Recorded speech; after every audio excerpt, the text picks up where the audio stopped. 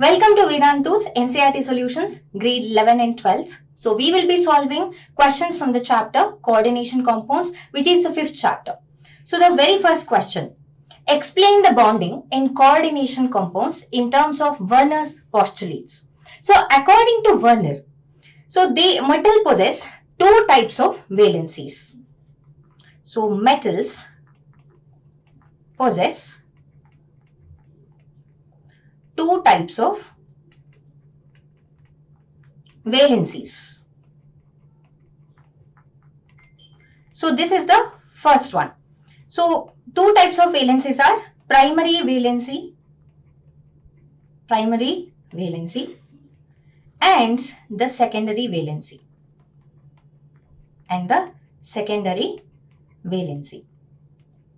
If we talk about the primary valency, so primary valency is ionizable.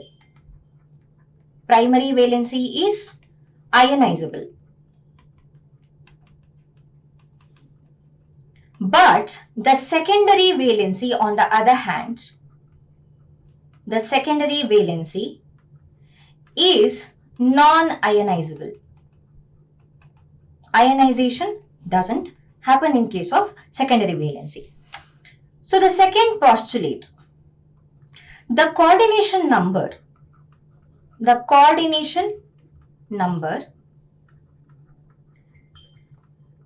is fixed.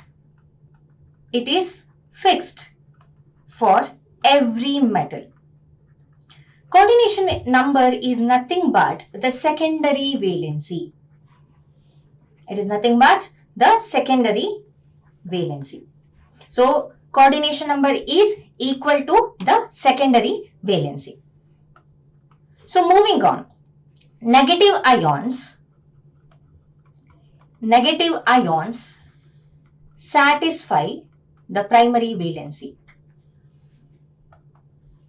What about the secondary valency then?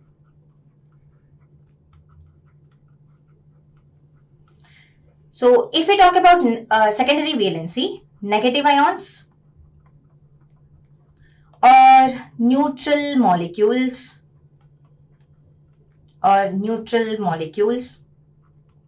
can satisfy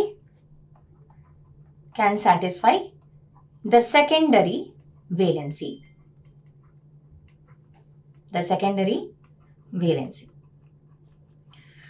So next point, according to Werner. So secondary valencies are directional. Primary valencies are not. Secondary valencies are directional, which means that it determines the nature and stereochemistry of the complex. It determines the nature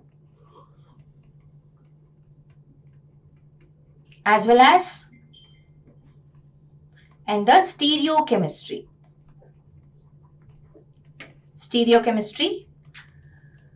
of the complex. This secondary valency gives a particular shape to the complex.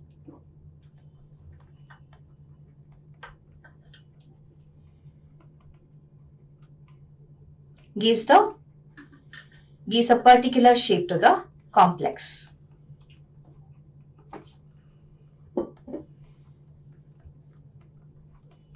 So the shape of the complex is determined by secondary valency. So example,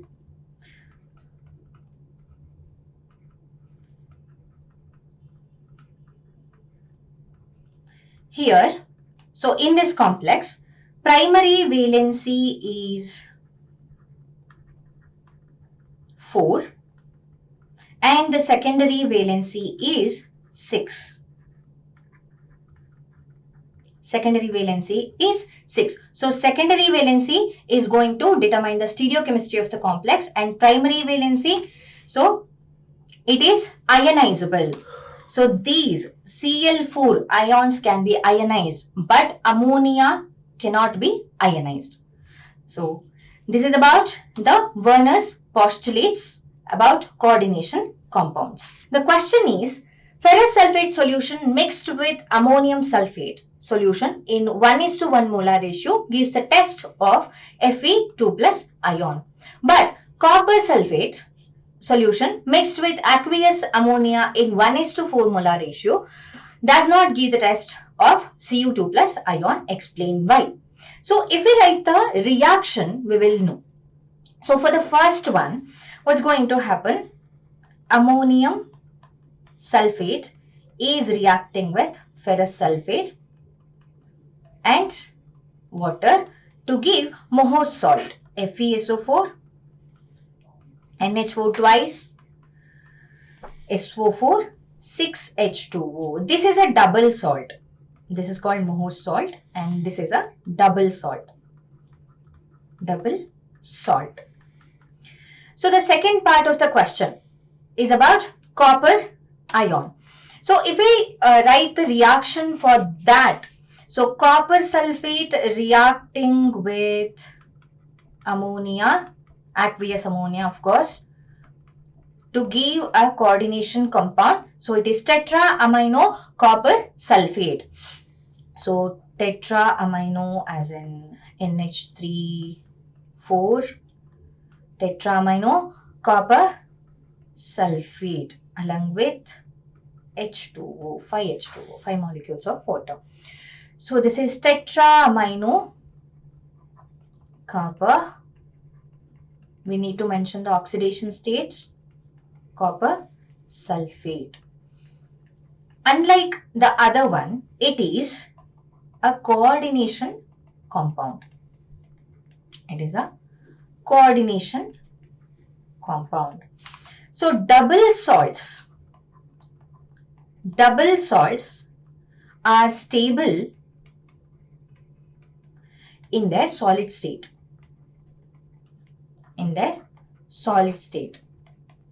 But when they are dissolved,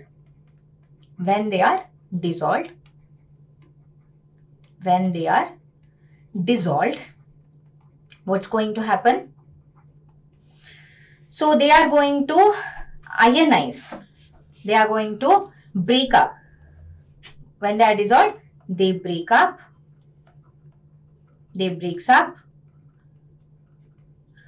into their constituent ions.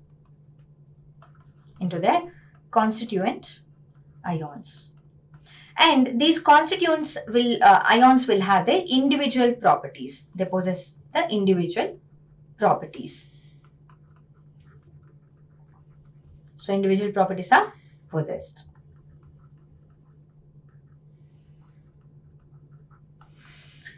So in case of Mohs salt, FeSO4, NH4 twice SO4, 6H2O. So this breaks into Fe2 plus ion, NH4 plus ion and SO4 2 minus ion. So these three ions are ionized. These are given. So Fe2 plus would give the positive test.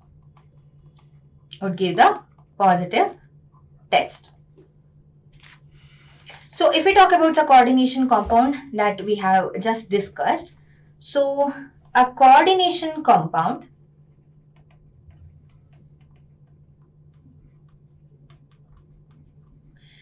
will retain its identity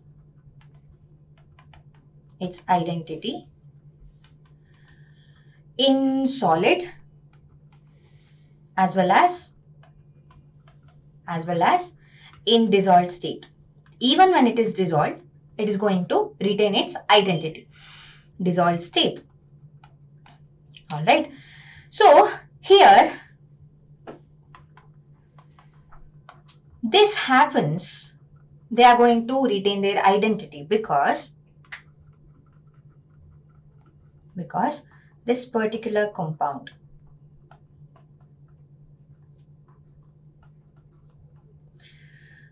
so yes, it is not going to break up. Okay, it is not going to dissociate. So yes, individual properties of the constituents are not lost. This happens because in this compound is not going to break up, thus retaining the identity. This will not show the test for copper ion. So what's present in the solution? The ions that are present in the solution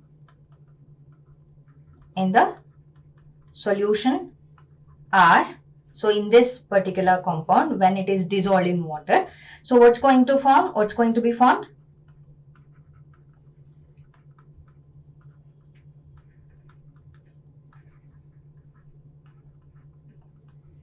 Just this sulfate ion and tetraamino copper. That's it. These ions are going to be formed. So there is no separate Cu2 plus ion. So it won't ionize. Thus, this particular compound, coordination compound, is not going to give the test for Cu2 plus ion. Explain with two examples each of the following: coordination entity, ligand, coordination number, coordination polyhedron, homoleptic and heteroleptic. So let's start one by one. Coordination entity. So what is a coordination entity? I'll give you the example first and then I'll tell you the definition. So this is an example for coordination entity, and this is a cationic complex because it has positive charge. I'll give you another example for anionic complex as well. So this has a negative charge. So this is an example for anionic complex.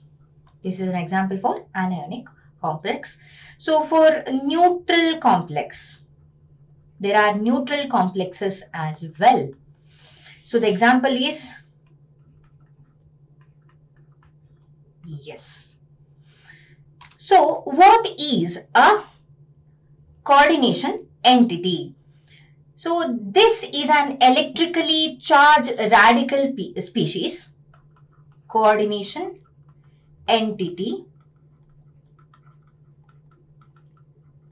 This is an electrically charged radical species with a positive or negative charge. So in this entity, the suitable number of neutral atoms or negative ions are called ligands. So in this entity, as in coordination entity, the suitable number of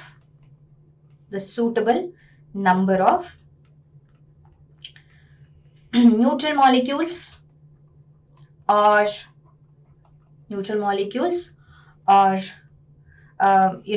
negative ions. Ligands can be either neutral or negative. Negative ions are called ligands.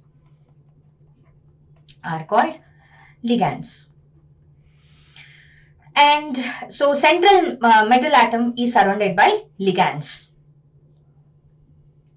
The central or a central metal atom is surrounded by ligands. So coordination entity is an electrically charged radical species. It will be either positively charged or negatively charged. And in this entity, the suitable number of neutral molecules or negative ions are called ligands. So ligands will be donating a pair of electrons to the central metal atom. A central metal atom is metal ion is surrounded by ligands. So moving forward, so ligands. What are ligands? So while discussing about coordination entity, we have discussed about ligands as well. So I mentioned something about ligands. So ligands, it is an atom or ion. It is an atom or ion or molecule that can donate a pair of electrons to the central metal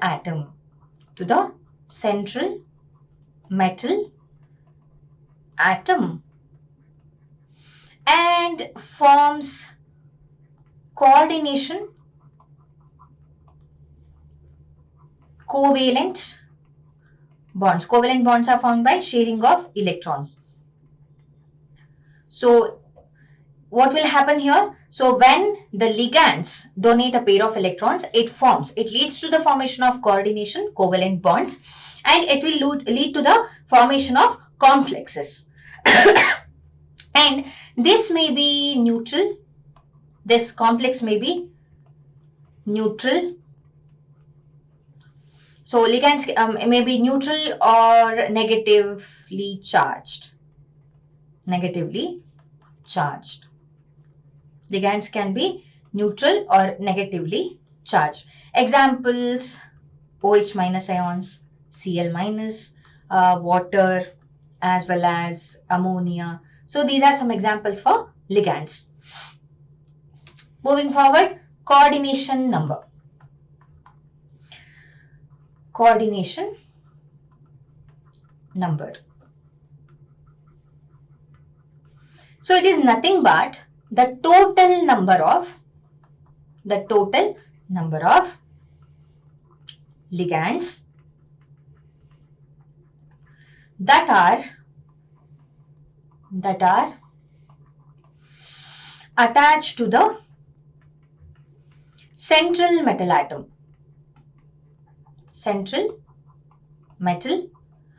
atom. So this is the secondary valency. Example, in this complex, ligand is ammonia. So there are 6 ammonia ions. So in this particular coordination complex, the coordination number is 6. The coordination number is 6. I'll give you another example. So there are 6 chloride ions that are attached to platinum here.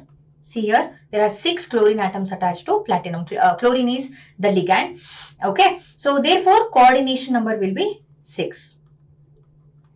Coordination number of platinum is equal to 6. As simple as that. Moving forward, so coordination polyhedron. Coordination polyhedron. So what is coordination polyhedron? So this is about the central metal atom. Okay, so this is the spatial arrangement of ligand atoms or ions that are bonded to the central metal atom.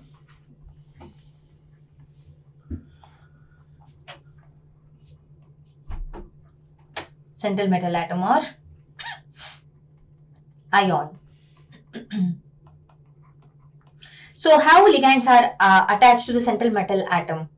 So that is nothing but coordination polyhedron. So square planar is the most simple one to write. So this is the central metal atom. We can show the ligands like this. This is the square planar polyhedron. So this is the spatial arrangement. Moving on, so we have something called homoleptic complexes. Homoleptic complexes. So what are these homoleptic complexes? In a coordination complex,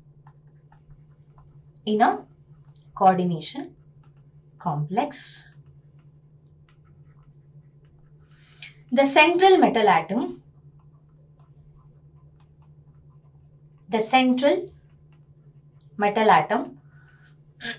is bonded to the same kind of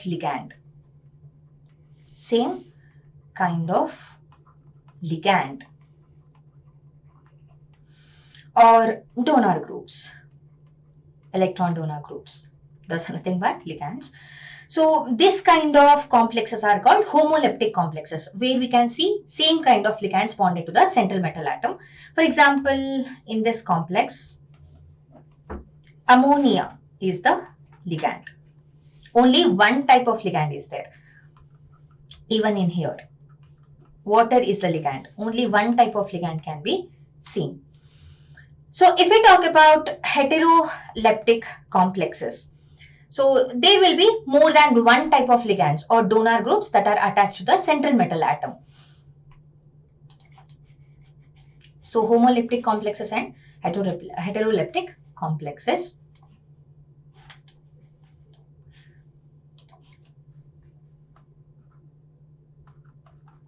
Heteroleptic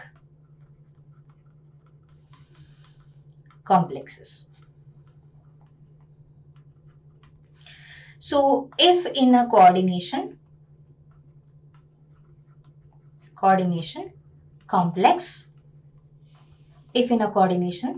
complex, the central metal atom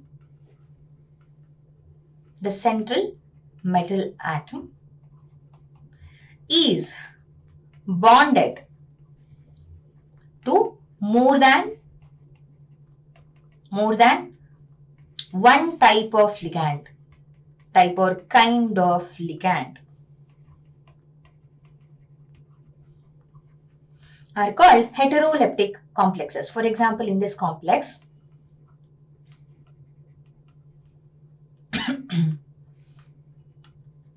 yes, chlorine is also the ligand, ammonia is also a ligand.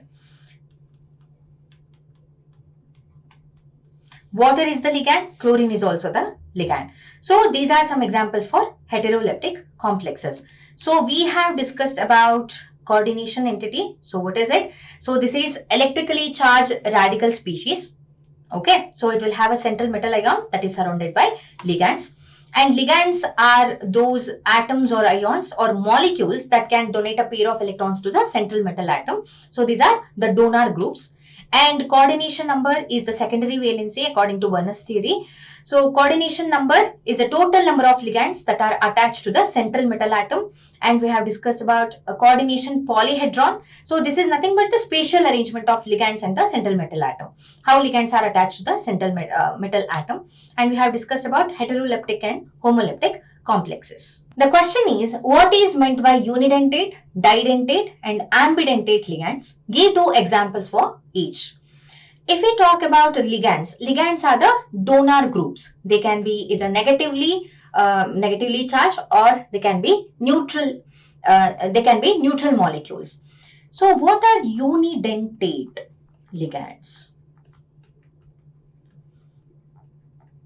So the negative ion, or we can simply write ligands, negative ion or neutral molecule, negative ion or neutral molecule having only one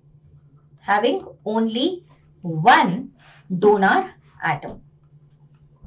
So in these kinds of ligands, only one donor atom will be present. So these are called unidentate ligands. Example, ammonia, we have chloride ion, we have water. So these are some examples for unidentate ligands. Moving on, didentate ligands or bidentate ligands. Didentate or bidentate ligands.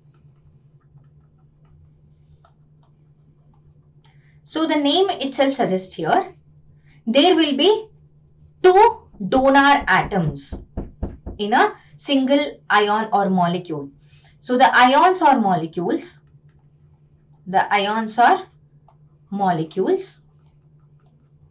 having two donor atoms are called didentate or bidentate ligands. Example, we have oxalate ion.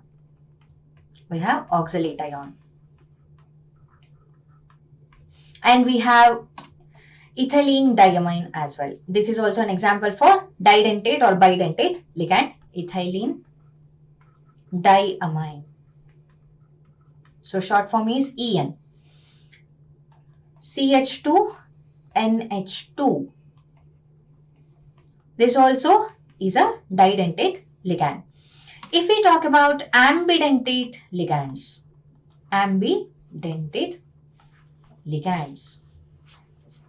these are special kinds of ligands.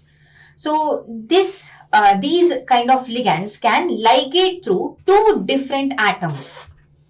These ligands can ligate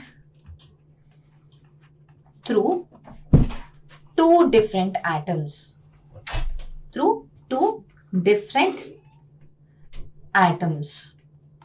These are called ambidentate ligands. So we have the example of nitrite ion. So NO2 minus, and we also have thiocyanate ion. Which is SCN minus. So how are they going to ligate through two different atoms? Let me show you. So this is a central metal atom. So nitrite ion can ligate using either nitrogen or oxygen atom. This is now here it is ligating through nitrogen atom. So it is called nitrito N. So if the same ligand ligates using oxygen atom, now this has a different name, nitrito O, because it is ligating through oxygen atom. Same applies for thiocyanate ion. So there are two ways by which this ligand can ligate. One is, so this is central metal atom, of course, using sulfur atom. So this is thiocyanate.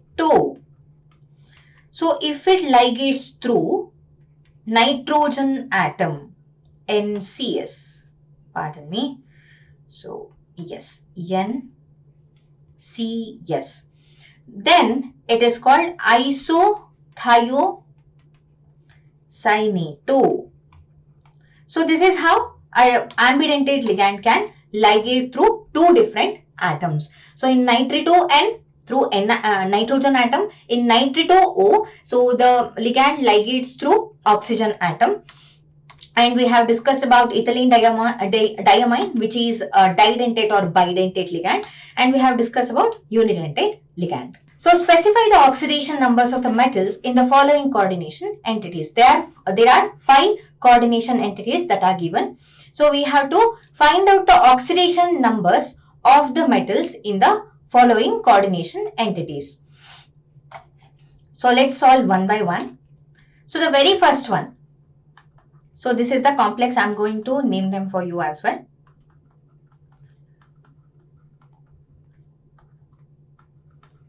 Yes, this complex has +2 charge. So we need to find out the oxidation state of the metal, that is cobalt. So we know the charge on the water ligand. So it is 0. Cyanide, so cyano, it is -1.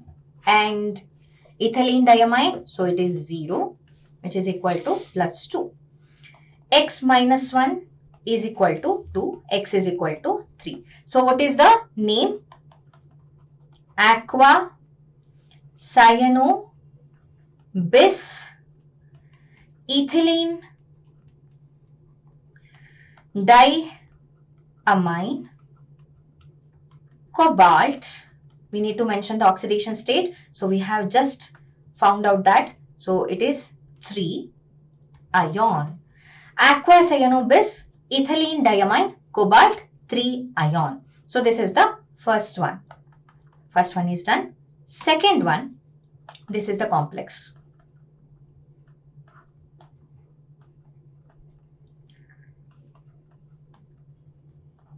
So it has plus charge, one charge. So x plus 2 into minus 1, that is the charge on bromine ion, and ethylene diamine, so 0 is equal to plus 1. X minus 2 is equal to 1. X is equal to 3. Here also cobalt has oxidation state plus 3. So what is the name? Dibromo. It's not bromo, it's bromido. Dibromido bis ethylene diamine cobalt 3 ion.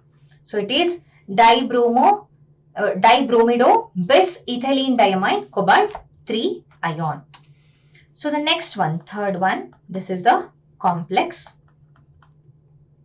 So this is pretty simple. X plus 4. There are 4 ligands, but the charge on chlorine is minus 1. Chloride ion is minus 1. So it's equal to minus 2. So x minus 4 is equal to minus 2. X is equal to minus 2 plus 4. X is equal to 2. So this is the charge, this is the oxidation state of platinum. So what is the name? Tetrachlorido platinate. Need to mention the oxidation state of platinum. So it is 2. Next one, the fourth one, the fourth complex. K3 FeCN6. So the charge on potassium will be plus 3. So we can write this as FeCN6 3 minus X. So X plus 6 into minus 1, that is the charge on cyanide ion, which is equal to minus 3. So X minus 6 is equal to minus 3. X is equal to plus 3. This is the oxidation state of iron. So what will be the name of the complex? It will be potassium hexacyano. There are 6 cyanide atoms. Cyanoferrate iron. So we need to mention the oxidation state. The last one, fifth one. This is the complex NH3 thrice Cl3. So it doesn't have any charge. So X plus 3 into 0 plus 3 into minus 1. So respective charge on ammonia ligand and also chloride ligand, chloride ion. So it will be equal to X plus 0. Yes, it's equal to 0 because there is no charge here. Minus 3 is equal to 0. X will be equal to 3. So chromium has plus 3 oxidation state. Triamine, trichlorido, chromium. You need to mention the charge, oxidation state, that is 3. So first one, aqua cyano bis ethylene diamine cobalt 3 ion. So the metal has, that cobalt has plus 3 oxidation state. In the second one, dibromido bis ethylene diamine cobalt 3 ion. Cobalt has again 3 as its oxidation state. And in tetrachlorido platinate ion, so platinum is in plus 2 oxidation state. In the fourth complex, potassium hexacyanoferrate, so iron is existing in its oxidation state plus 3. And in the last one, triamine trichlorido chromium, so chromium exists in plus 3 oxidation state. So there are 10 IUPAC names are given here. So using IUPAC norms, write the formulas for the following. So we are given with 10 names. So we need to write the formula for the following. So first one, tetrahydroxidozincate. We need to keep in mind the charge on the ligand and also what is the oxidation state that's been mentioned. So first one, so it is tetrahydroxidozincate. Tetra as in 4, hydroxido, H2O, 4 times. Next, so zincate, so Zn, what is the charge? So what was the oxidation state? So it is 2. So it will be 2 minus. It will be 2 minus. Second one, so second one was potassium tetrachlorido palladate. So potassium, so it is K. Let's keep that outside. Potassium tetra, so tetra as in 4, so it is Cl4, and we are given with platinum, so it is palladium, it is Pd, and also the oxidation state is given, so it is K2 in the bracket PdCl4. So chlorine has -1 as its charge.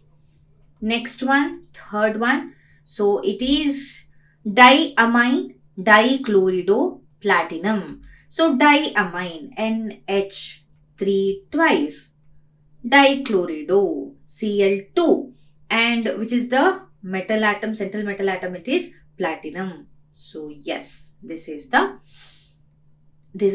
formula. So diamine dichlorido platinum, there is 2.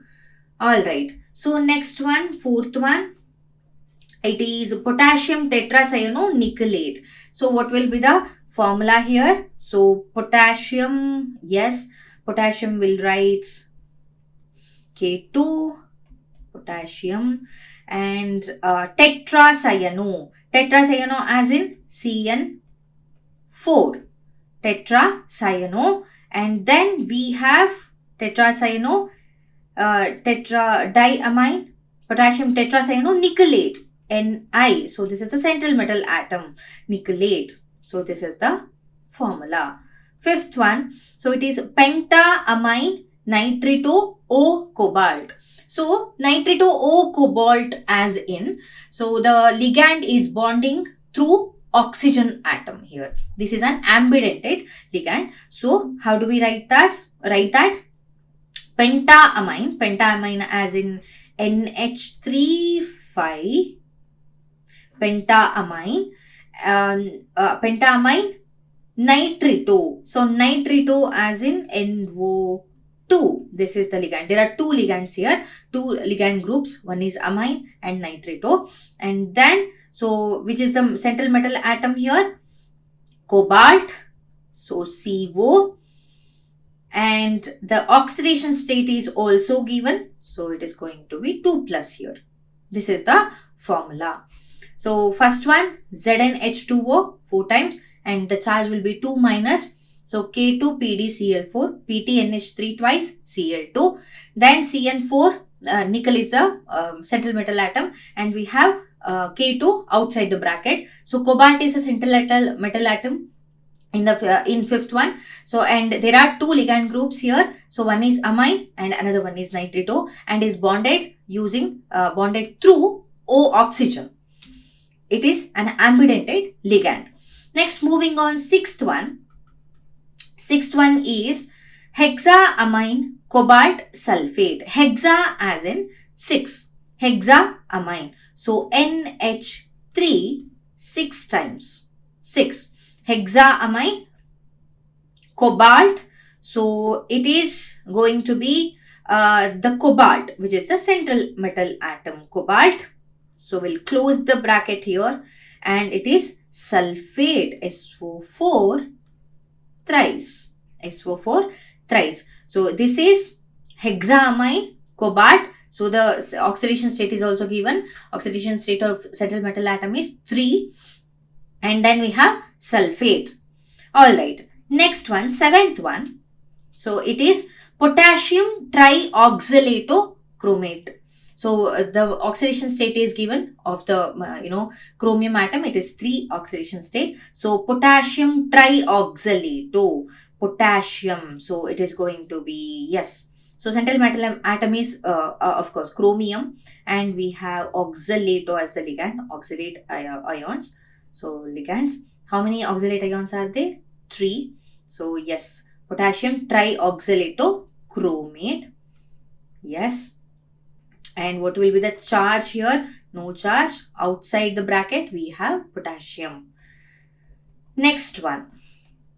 This is the 8th one. So hexaamine platinum.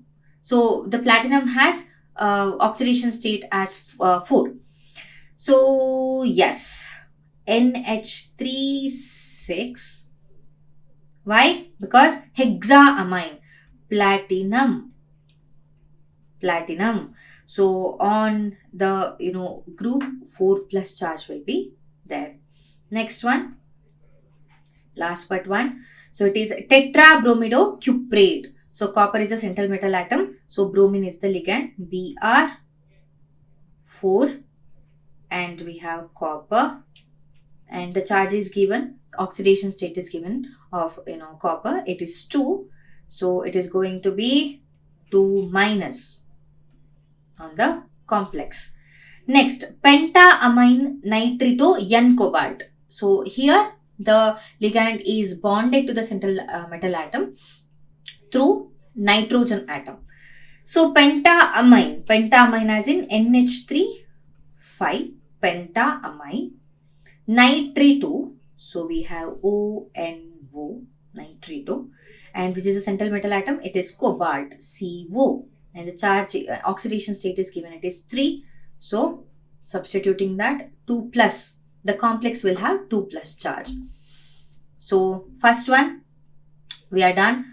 So yeah, till 10 we are done. The sixth one is hexaamine cobalt sulfate. So cobalt is in 3 oxidation state, and the next one, potassium trioxylatochromate.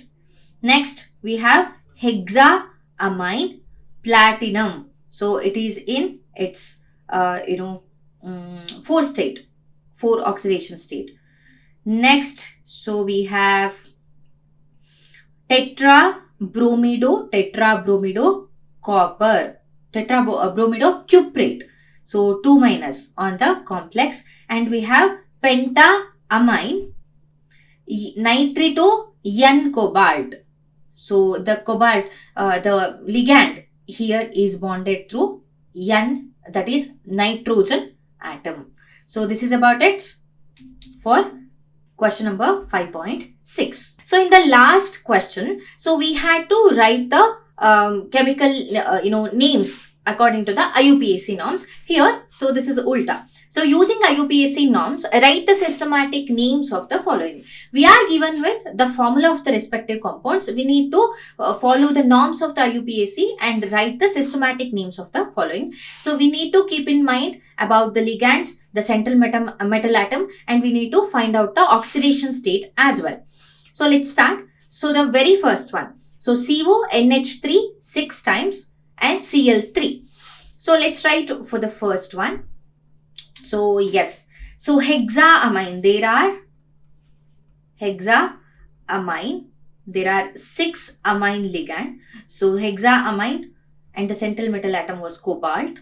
And if we calculate the oxidation state here, so cobalt is in oxidation state 3, and outside the bracket we have chlorine, so it is chloride, hexaamine cobalt chloride. So let me write the complex as well underneath. So NH3 6 times hexaamine, and we have Cl3.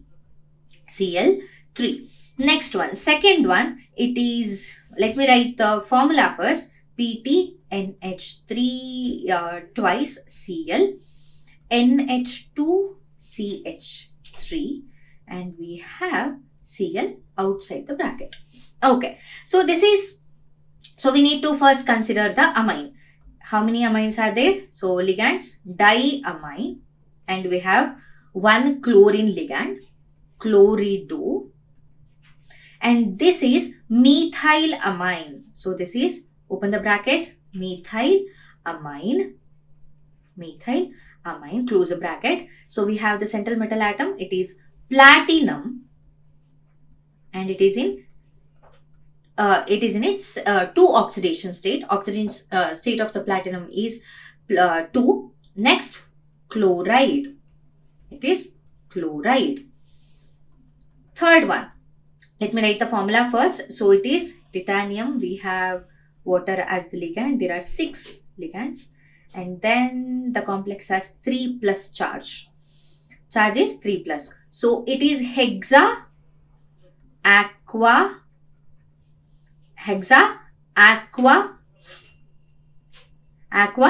titanium, 3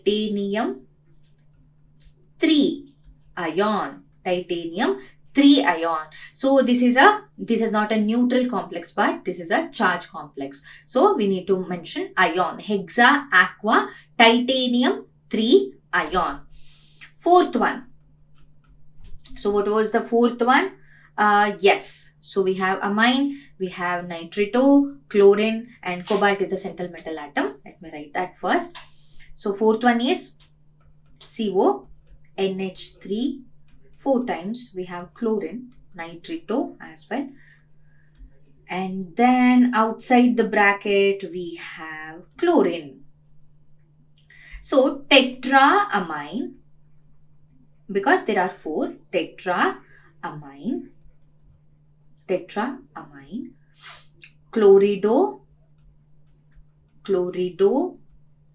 nitrito, N cobalt, 3 chloride, cobalt 3 chloride. So tetraamine, tetra as in 4, amine is the ligand. So chlorido, nitrito. So this is an ambidentate ligand. So it is linking through nitrogen atom. So nitrito, cobalt 3 chloride. So this is the name.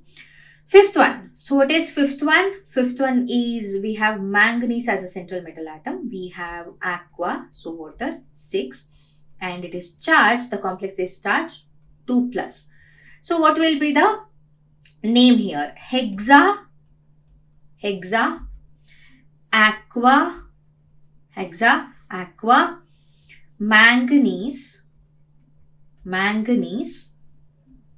2 ion, manganese 2 ion. Next one, sixth one. What is sixth one?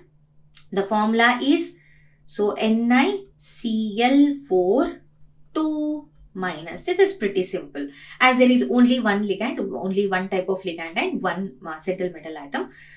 So yeah, so it is tetrachlorido, nickelate 2 ion. Seventh one. So what is seventh one? So we have nickel as a central metal atom. We have amine NH3 6 times, and outside the bracket we have Cl2. So what will be the name for this? Hexaamine,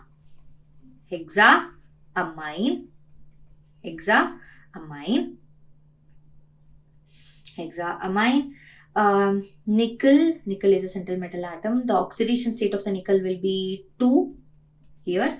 So hexaamine, nickel chloride. Next one, eighth one, we have, yes, cobalt is central metal atom. We have Didentate ligand, En thrice, ethylene diamine of course, and 3 plus charge on the complex, plus 3 charge on the complex. So it is tris ethane 1,2 diamine, 1,2 diamine, cobalt, mention the charge, 3 ion. Tris ethane, open the bracket, so ethane 1,2 diamine, cobalt 3 ion. So what is the short form for ethane 1,2 diamine? It is En. Next one, last one, ninth one. So it is, we have nickel as the central metal atom. Yes, CO. What is the charge? There is no charge. This is a neutral complex. So it is carbonyl group, tetra carbonyl nickel 0. 0 is the oxidation state of nickel. So we have 9 formulas. So we have named, we have given the chemical name for all of these. So first one, hexaamine cobalt 3 chloride, diamine chlorido methyl amine platinum chloride. So platinum is in its 2 oxidation state. Next, hexa aqua titanium 3 ion. And next one was tetra amine chlorido nitrito N cobalt chloride, and hexa aqua manganese 2 ion. Then we had chlorine as the ligand, tetrachlorido nickelate 2 ion, because the complex has 2 minus charge, so we need to mention ion. Next, hexaamine nickel 2 chloride, tris ethane 1,2 diamine cobalt 3 ion. We have discussed about types of ligand, unidentate, didentate, ambidentate ligands. So ethane 1,2 diamine is a didentate ligand. Next, last one, tetracarbonyl nickel. So the question is, list various types of isomerism possible for coordination compounds, giving an example of each. So we need to explain the types of isomerism and we need to give the examples. First, what is isomerism? What are isomers? So the coordination compounds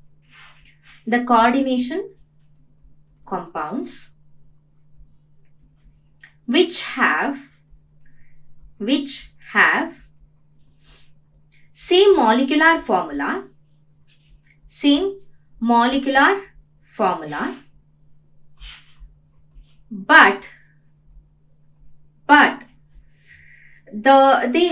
but their ligands are attached to the central metal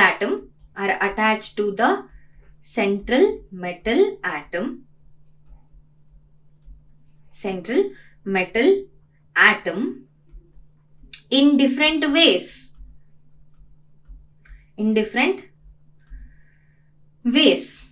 Ligands are the donor groups. So the coordination compounds which have same molecular formula but their ligands are attached to the central metal atom in different ways. So these isomers have different properties as well.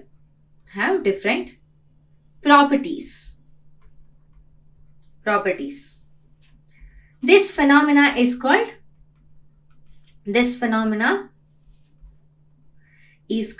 isomerism.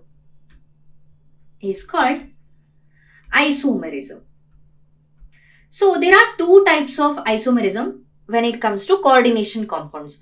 So which are those? So it is, so stereoisomerism,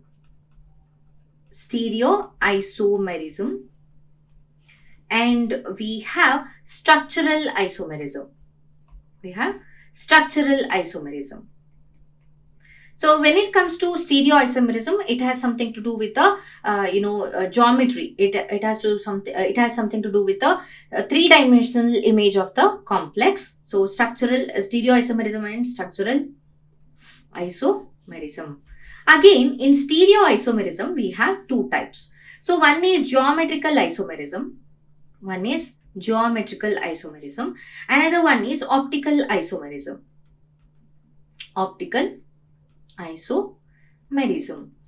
In case of structural isomerism, we have four types. Which are those? So we have solvate isomerism. Solvate isomerism. We have linkage isomerism. We have linkage isomerism. We have coordination isomerism. Coordination isomerism. And the last one, ionization isomerism. Ionization isomerism. So let's discuss one by one. If we talk about geometrical isomerism. So first one, geometrical isomerism. Geometrical isomerism. So this isomerism is quite prevalent in heteroleptic complexes. So what are heteroleptic complexes? The coordination complexes which have two different ligands attached to the central metal atom. These are called heteroleptic complexes. So let me write here.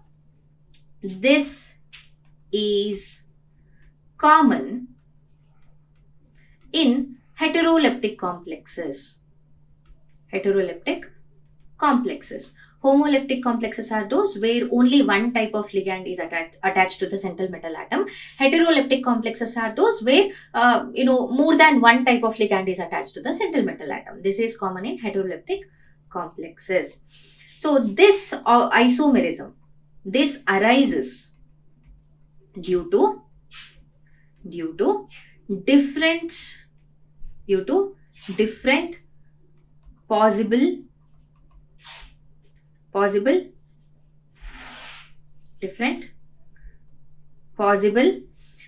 geometric arrangement of the ligands. So there will be different geometrical arrangements because of the heteroleptic complexes. So this arises due to different possible geometric arrangements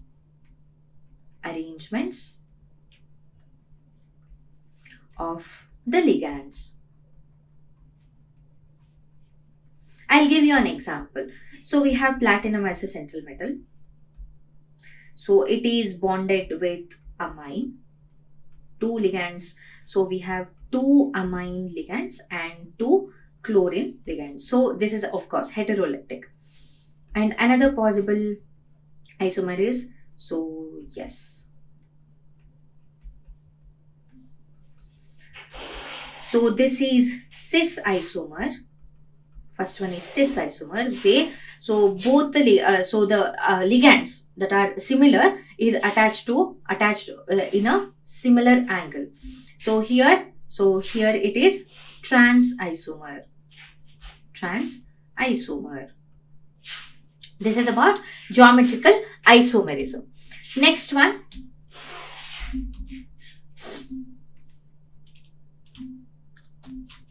Next we have optical isomerism. Geometrical isomerism done. Next it is optical isomerism. So optical isomerism is quite common in chiral complexes, chiral molecules. So what is chirality?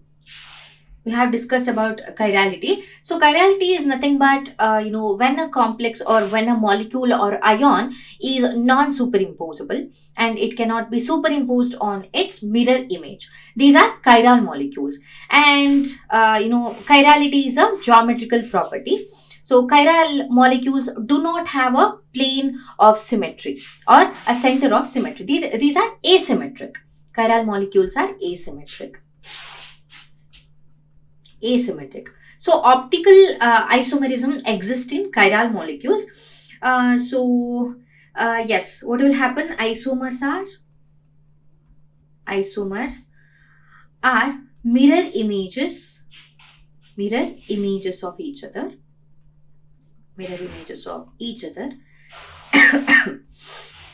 And are non-superimposable. You cannot superimpose them. Non-superimposable. So here is a complex. It is bonded to, yes, ethylene diamine. And yes,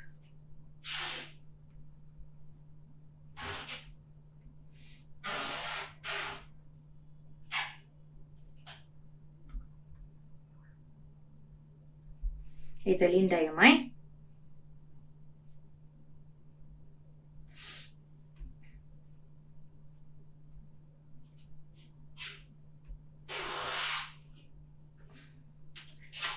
This is gonna be the structure. Evidently, this is non-superimposable. So you can give this example.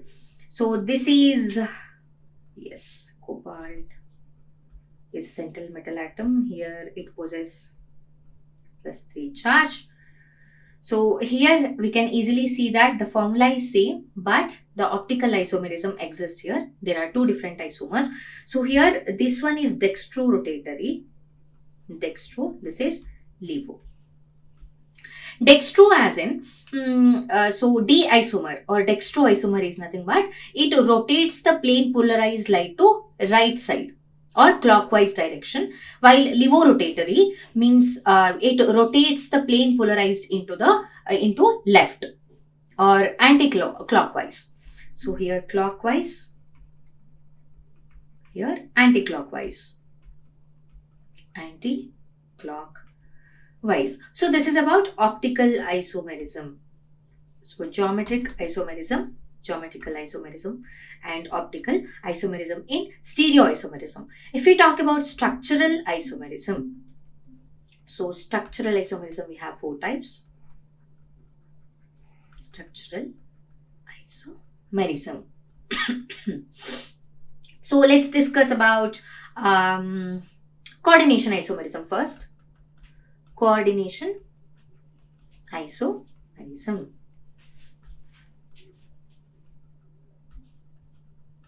So here the ligands are interchanged. These are interchanged between the cationic and anionic entities. Anionic entities of different metal ions present in the complex.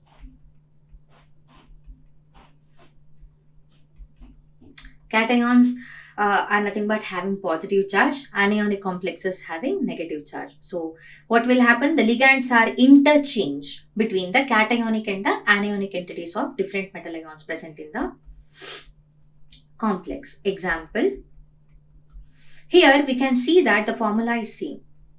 Cobalt is a central metal atom here. So there are 2 complexes here. And here, so ligands are interchanged.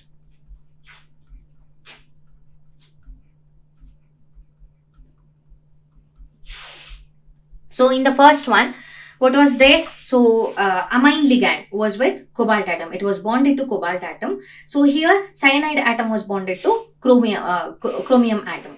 But here, so in the next complex, what is happening? Isomerism is happening. So amine ligands are bonded to chromium atom, and cyanide ligands are bonded to cobalt atom. So this is nothing but coordination isomerism. Here what happens? Interchanging of ligands happen between the complexes. Moving on to the next one. So we have discussed. We need to discuss about solvate isomerism. Solvate isomerism. So solvate isomers differ by whether or not a solvent molecule is directly bonded to the metal ion or merely present as a free solvent molecule. Example. So here H2O 6 times, and we have chlorine, and we have H2O 5 times, Cl and Cl2, H2O. And this is also another ligand, H2O 4 times, Cl2, Cl, H2O, 2H2. So the molecular formula is same here, right? Not the molecular formula is same, but what is happening here? So solvate isomers differ by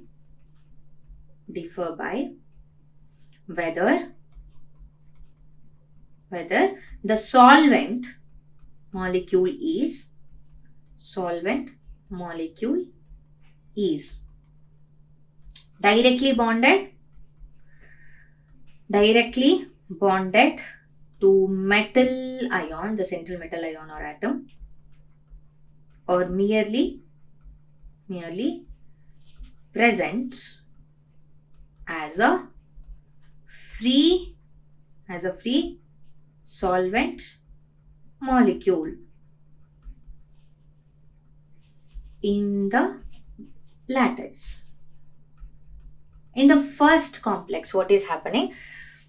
So there are 6 aqua ligands bonded to chromium atom, the central metal atom.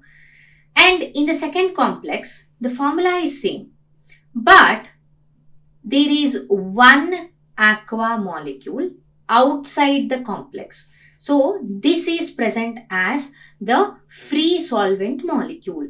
In the third complex, there are 2 solvent molecules. Along with that, so we have chlorine. So these are ionizable. These are not inside the complex. These are non-ionizable. So this is about solvate isomerism. So we have discussed about coordination isomerism, solvate isomerism. So next, ionization isomerism.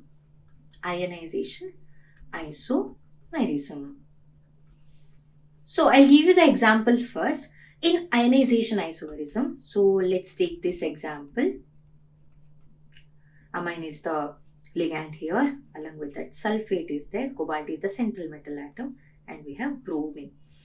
And cobalt, NH3, 5 times. Bromine inside now. So SO4. Here what is happening? Ions, so when you put this complex in water, so the formed ions are different. So in one case, bromine will be ionized. Bromine will be given as the, will be ionizing. And in another case, sulfate ion will be there. So ionization isomerism arises when a counter ion replaces a ligand. It replaces a ligand within the coordination sphere.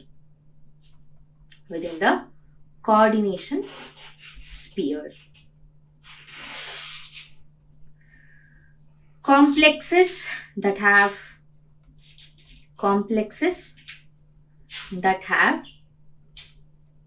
the same composition,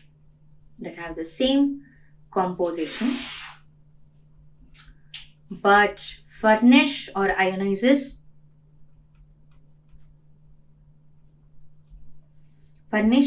different ions when dissolved in water.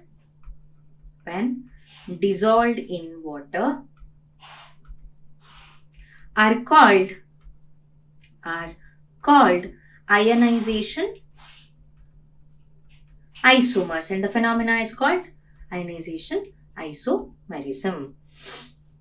So now moving on to linkage isomerism. So in structural isomerism, so this is the last one. This is linkage isomerism. So this exists in case of ambidentate ligands. So ambidentate ligands are those ligands which can bond through different atoms. So yes, linkage isomerism. This isomerism is found in complexes.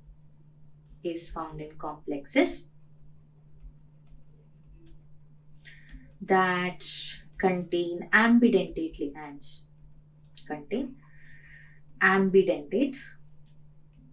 ligands. So example, yes, let's take this example, tetramine, and we have, yes, and this one.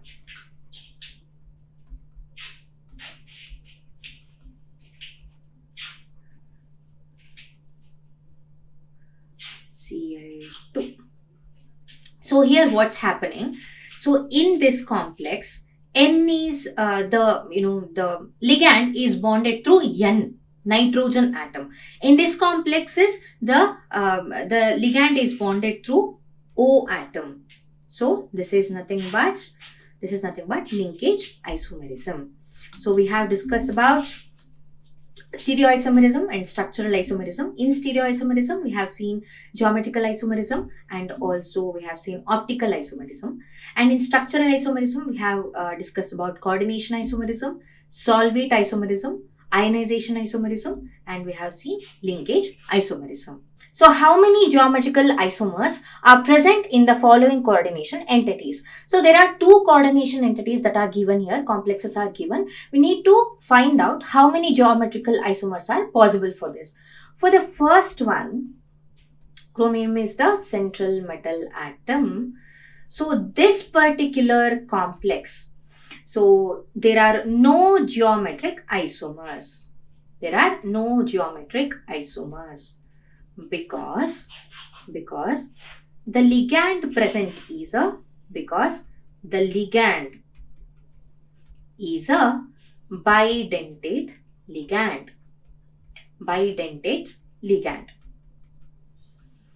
So it will have two donor atoms. So it is a bidentate ligand. So what will happen here? So the ligand does not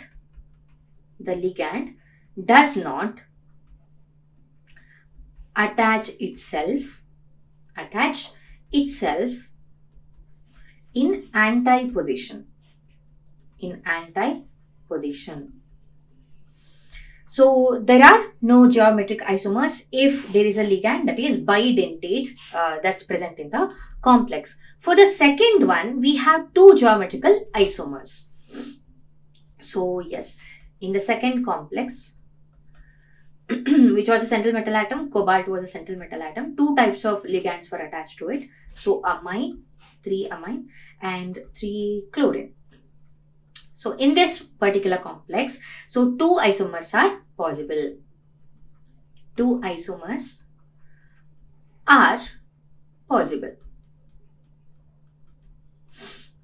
So one is the facial isomer,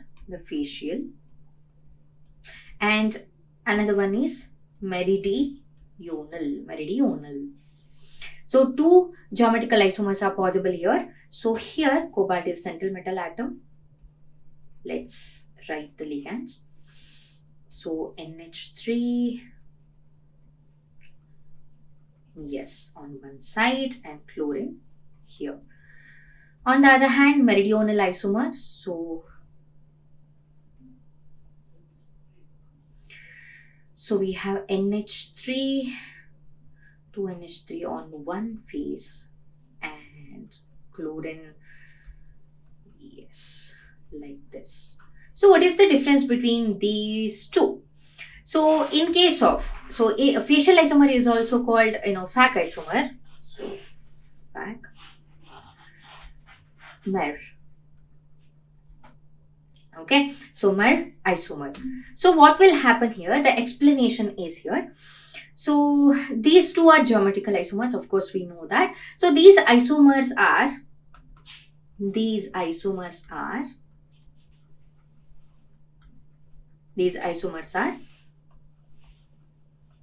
present in an octahedral ligand. Having two different types of monodentate ligands. Two different types of monodentate ligands. ligands. So 3 ligands of one type should be there. 3 ligands of one type, just like in the complex that we have discussed as of now. 3 ligands of one type and 3 ligands of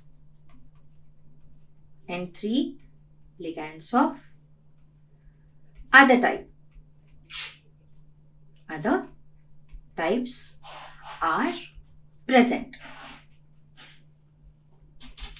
So in this particular complex, ammonia, so we have ammonia and chlorine. So these are the ligands.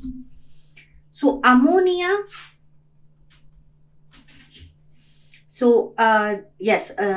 ammonia, the 3 molecules of ammonia, and 3 molecules of another ligand, so chlorine, molecules of chlorine are present in the complex.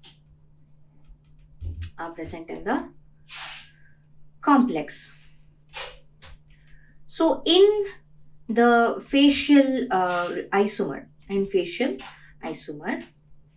3 chlorine molecules or 3 chlorine ligands are on one face of the regular octahedron. And the 3 ammonia ligands are present on another face of octahedron. But in case of mer isomer, that is, meridional isomer. So what will happen here in case of meridional isomer? The ammonia ligands are present on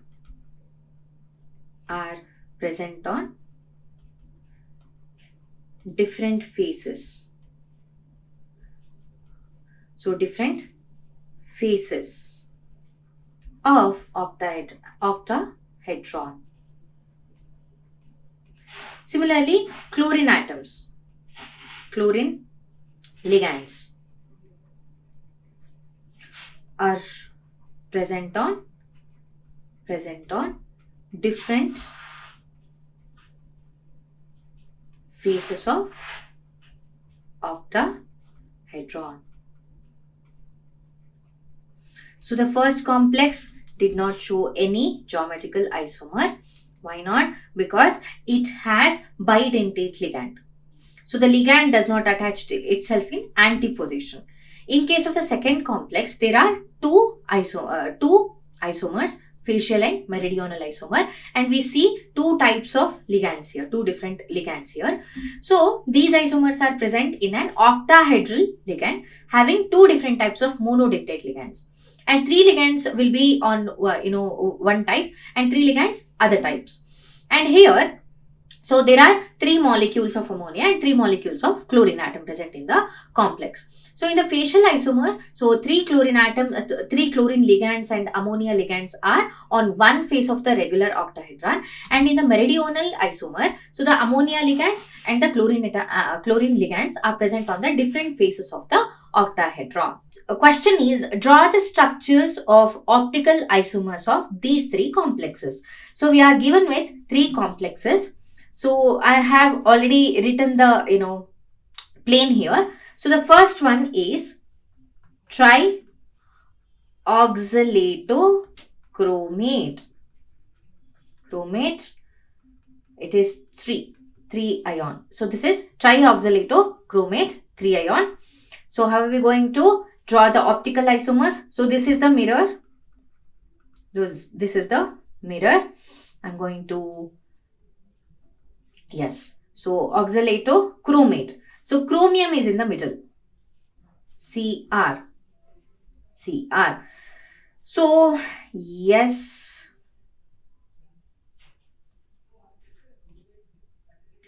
we are going to, yes, oxalate here also.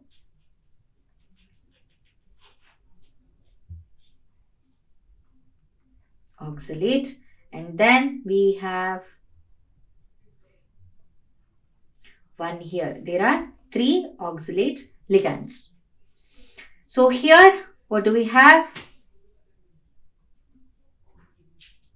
Oxalate here, and then so we have one here, oxalate, and then another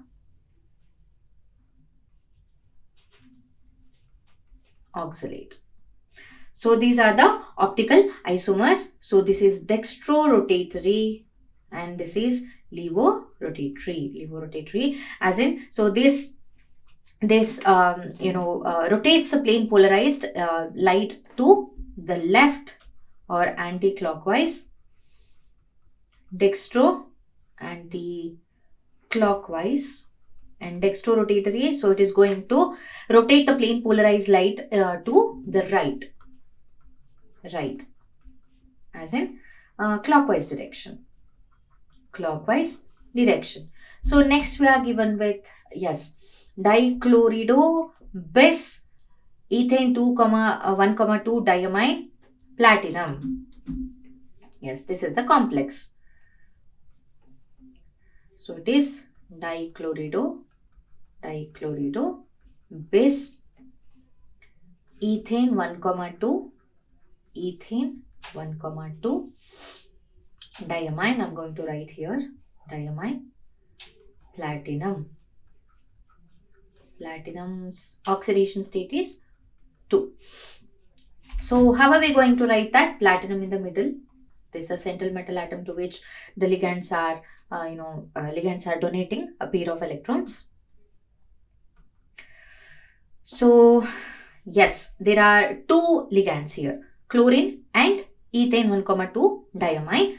So I'll be, yes, dichlorido bis ethane. All right. So chlorine, one chlorine here and another from here, chlorine atom. And then we have ethylene diamine, of course. Yes, so ethylene diamine. And then another from here. So ethylene diamine. Next, so one chlorine from here, another from here, chlorine here, and then ethylene diamine, and again one from here. So these are the optical isomers. So this is the mirror. So dichlorido bis ethane 1,2 diamine platinum. So ethylene, ethane 1,2 diamine. So this is a bidentate ligand. Moving on, we have the third complex. So what is the name of the third complex? It is diamine, dichloride. Here also it is ethylene 1,2 diamine, chromium. So what is the charge? It is 3. So oxidation state is 3, chromium ion. So third one, here we have 3 different ligands.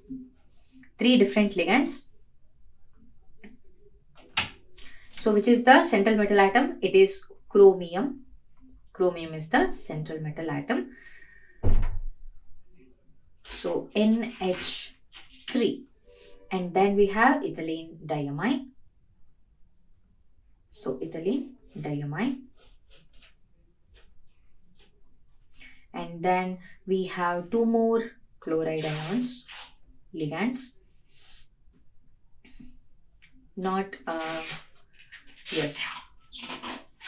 And and then NH3. So again here, if you mirror this, this is going to be the isomer.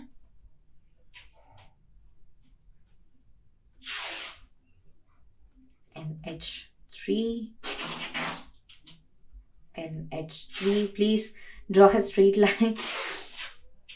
And here, and then chlorine. So these are two isomers, and we have two more. So chromium, of course, this is the central metal atom, and yes, NH3.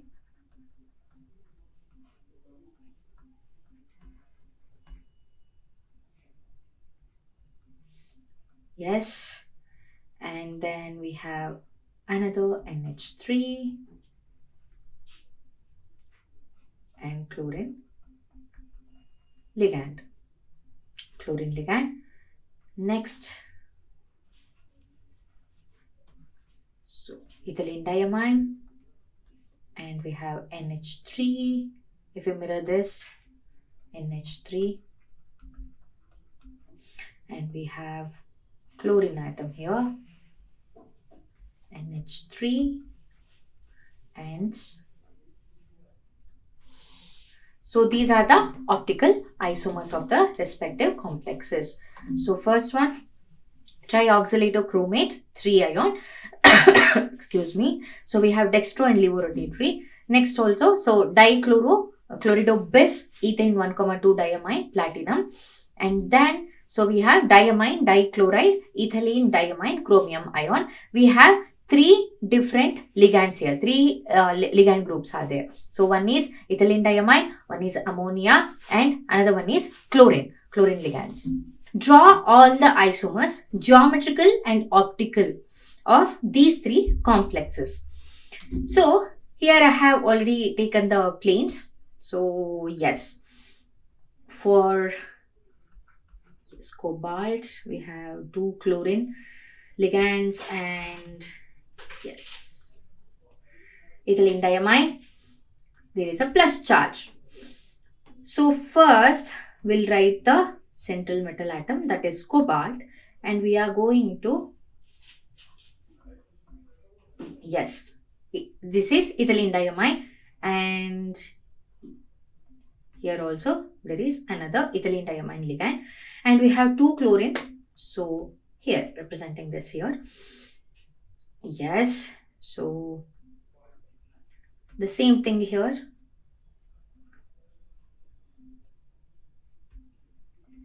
So these are trans isomers. These are trans isomers. So trans isomers are optically inactive. These are optically inactive. Why? Because these are superimposable mirror images. These are superimposable mirror images. Superimposable mirror images. So if we talk about the cis isomers, let me write the central metal atom for both of this. So cobalt, and we have ethylene diamine, that is En. So we have chlorine, and here also there is a chlorine, and we have ethylene diamine again. So yes, next we have chlorine here, chlorine and ethylene diamine,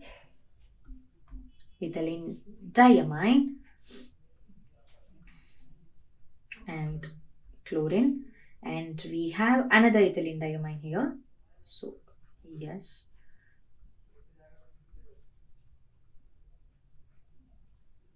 let me rub this.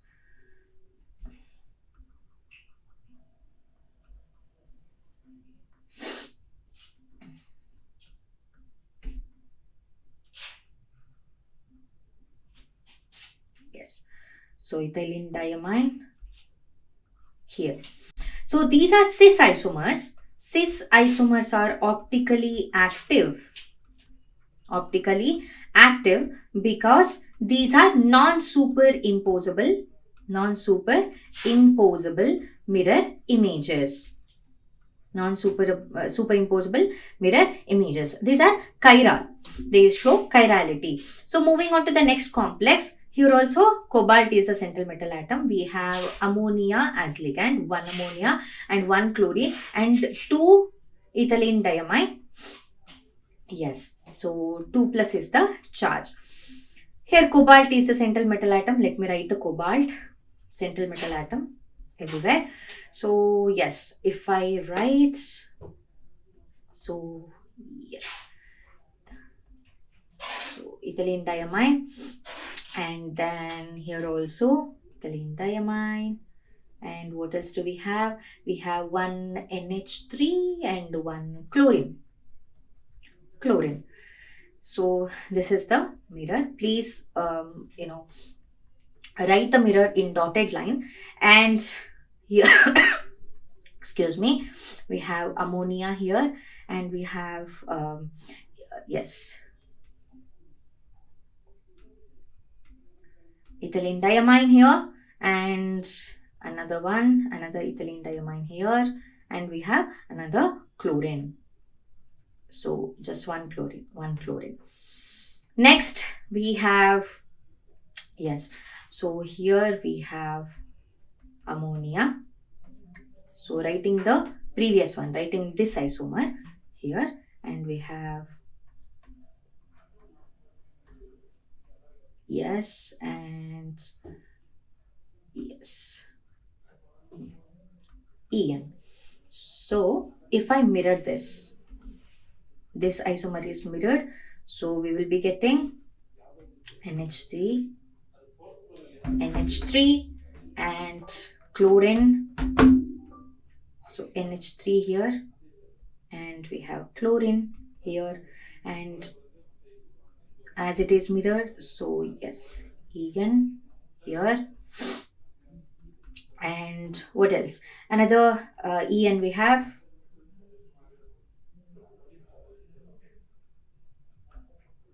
En. So this is the these are the isomers.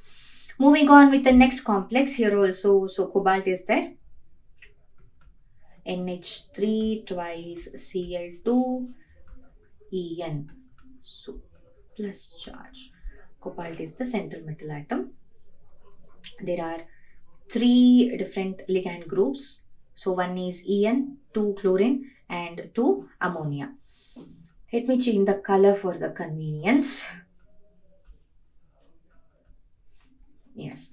So cobalt, chlorine here, one chlorine, and from here we have another chlorine, and then NH3. Please join to the edges here, and here another NH3. We have one bidentate ligand, that is En, ethylene diamine. Next, so ethylene diamine here, and chlorine here, and NH3 here, one NH3, and we have another NH3, and Cl. There are 2 chlorine molecule or chlorine ligand. Next, so chlorine here, and NH3, and we have NH3 here, and then chlorine from, yes. So this is the isomer. Next, NH3. So we would have,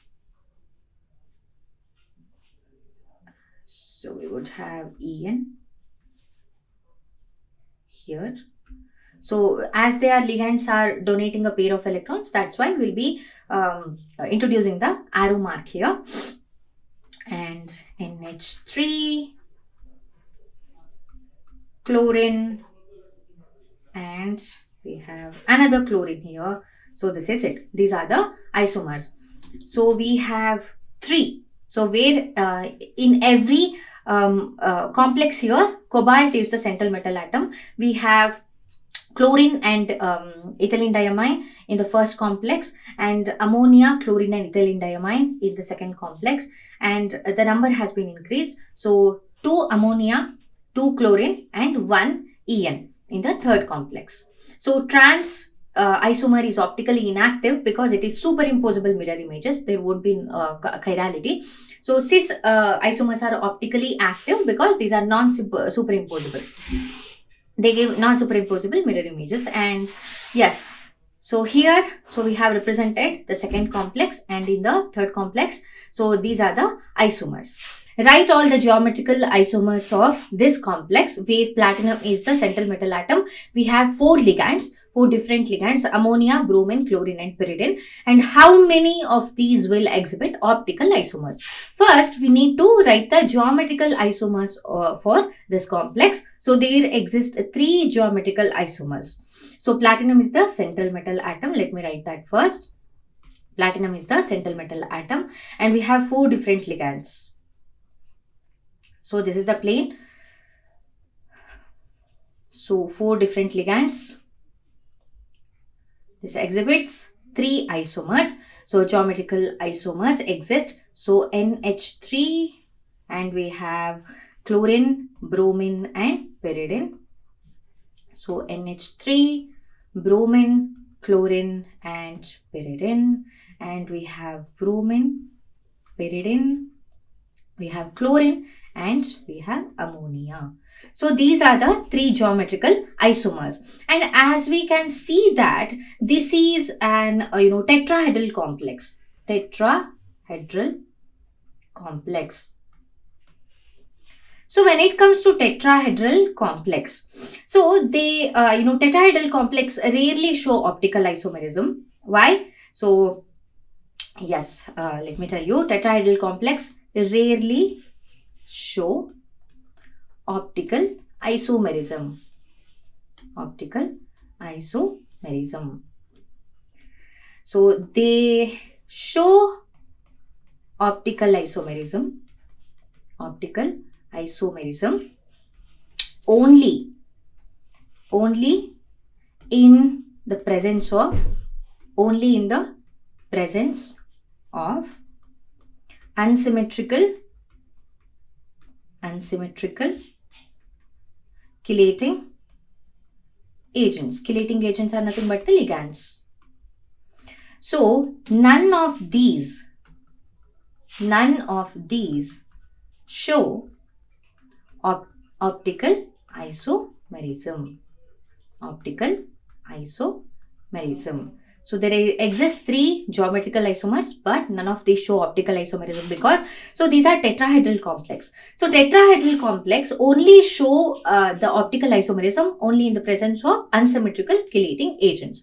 There should be chirality. So this doesn't exist in this complex, so it won't show any optical isomers. The question is, aqueous copper sulfate solution, blue in color, gives first sub-question, a green precipitate with aqueous potassium fluoride.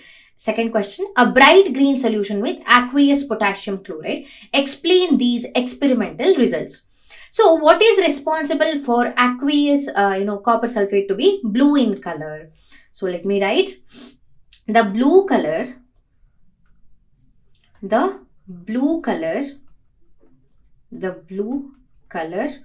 of the aqueous copper sulfate, that is blue vitriol solution, is because of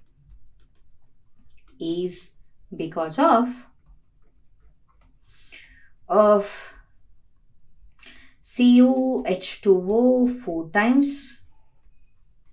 So this ion. So blue color is this particular ion is responsible for blue color of the aqueous copper sulfate solution. So copper sulfate ionizes to give this particular ion. Okay, so tetra aqua cuprate. So what will happen in the first question? They have asked that a green precipitate with aqueous potassium fluoride. So when this particular ion reacts with aqueous potassium fluoride, what will be formed? So which is responsible for green precipitate. So when aqueous potassium fluoride, KF, is added. is added. So these aqua ligands, water ligands, are replaced. These are weak ligands. So these are replaced by F minus ligands. And this is responsible for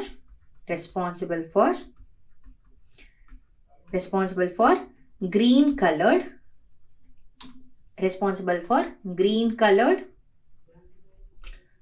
so copper fluoride ions. So what is the equation here? So this was responsible for the green color, 2 plus 4 fluoride ions gives copper fluoride, 2 minus, along with 4 H2O. So this is responsible for the green color precipitate. Okay, so aqueous potassium fluoride. Next, in the next sub question, they have asked that, so a bright green solution is obtained when this aqueous copper sulfate is made to react with potassium chloride. So what is the reason? So when potassium chloride, that is KCl, is added, water ligands are replaced by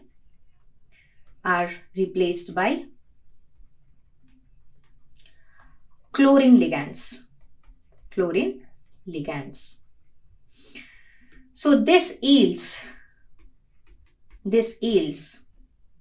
bright green colored copper chloride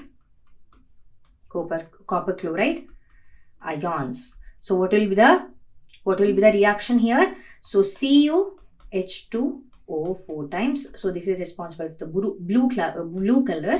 So 4 Cl minus ions. So CuCl4 2 minus plus 4 H2O. So this is responsible for the dark green color, bright green color. So what's happening here? The blue color of the aqueous copper sulfate solution is because of copper ions. So what copper ions? There are 4 aqua ligands here, tetra aqua cuprate ions. So when aqueous potassium fluoride is added, H2O ligands are replaced by fluorine ligands. Why? Because aqueous, these H2O ligands are weakly bonded. That's why. So this is responsible for green colored copper fluoride ions. And then this is the reaction. And in the next question, they have asked us to explain why.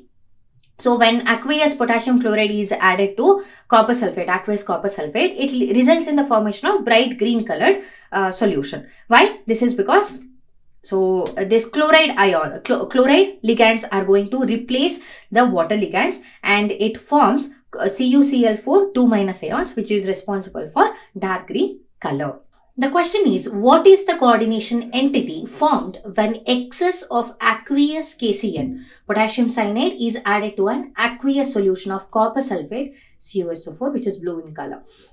So why is it that no precipitate of copper sulfide is obtained when hydrogen sulfide gas is passed through this solution?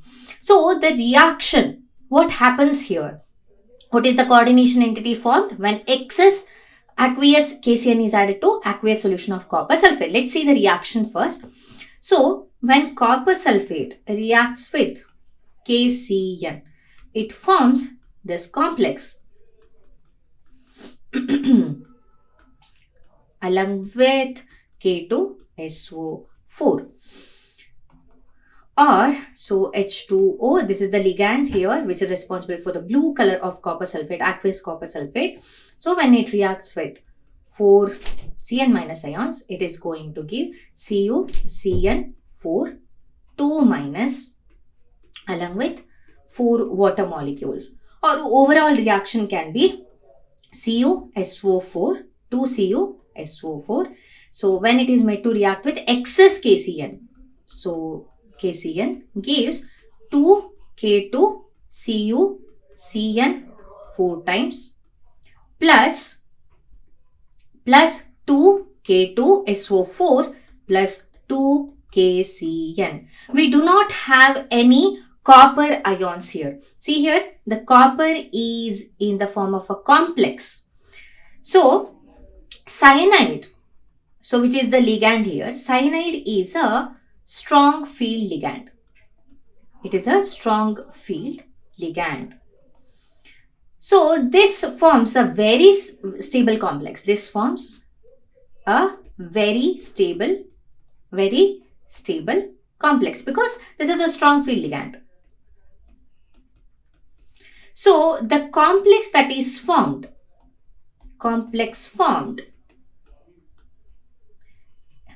is not going to ionize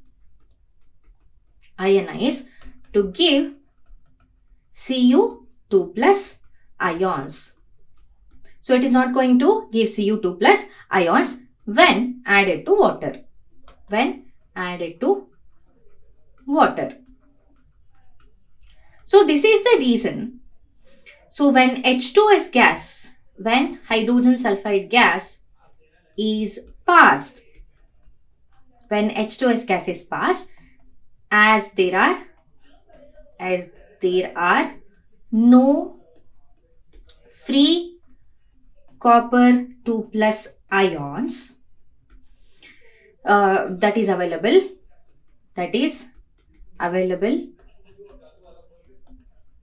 to form copper sulfide precipitate, we will not be able to see the precipitate. So there is no formation of precipitate because there are no free copper 2 plus ions to form copper sulfide in order to react with H2S, because cyanide is a very strong field ligand and it forms a very stable complex. So when this complex is added to water, it is not going to ionize to give Cu2 plus ions. So there are no free Cu2 plus ions, so there is no precipitate. Discuss the nature of bonding in the following coordination entities on the basis of valence bond theory, VBT. There are 4 complexes that are given here. So VBT, what does it explain? It explains the hybridization. It explains the hybridization of the orbitals leading to the geometry, a particular geometry of the complex. So it explains the geometry of the complex as well as the hybridization of the orbitals under the influence of ligands. So the very first one is FeCN6, 4 minus. So here I have already taken the orbitals. So in the coordination complex, FeCN, so cyanide is the ligand here, so 4 minus, which means that oxidation state of iron is 3. Oxidation state of iron is plus 3. And the electronic configuration of iron is it's going to be 3d6. It's going to be 3d6. So if we write that, so orbitals of Fe2 plus, okay, so it's in plus 2 state. Sorry, it is plus 2 state. So Fe2 plus, this is the distribution. 1, 2, 3, 4, 5, 6 and 7, yeah. And this is the 4s orbital, this is 4p orbital, this is 3d. And we know that cyanide ligands are strong field ligands. These are strong field ligands. So what are they going to do? The unpaired 3d electrons are going to pair up. So it causes pairing up. It causes the pairing up of unpaired electrons in the 3d orbital. So here what will happen? Pairing up happens. here, yes, and yes.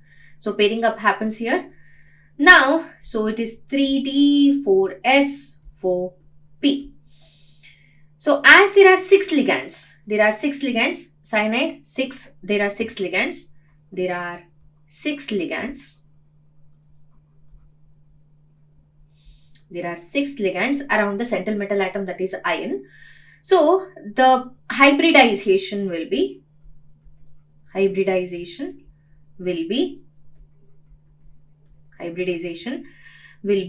D2sp3, or it is yes, it is D2sp3 itself.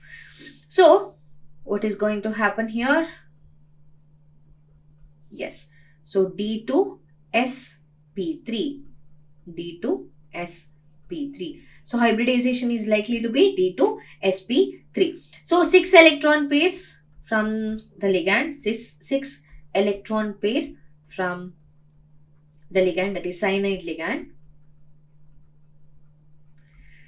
take the place of the 6 hybrid D2sp3. So yes, let me change the color for our convenience. Yes, pair of electrons from cyanide ligand, 1 2 3 4 5 6 pair of electrons. So 6 pair of electrons from 6 cyanide ions. So geometry of the complex will be, I'm going to write on top, geometry of this particular complex is octahedral. It is octahedral. And it is diamagnetic. Why diamagnetic? All the electrons are paired. That is why. So it is diamagnetic. Next complex is FeF6. It is FeF6.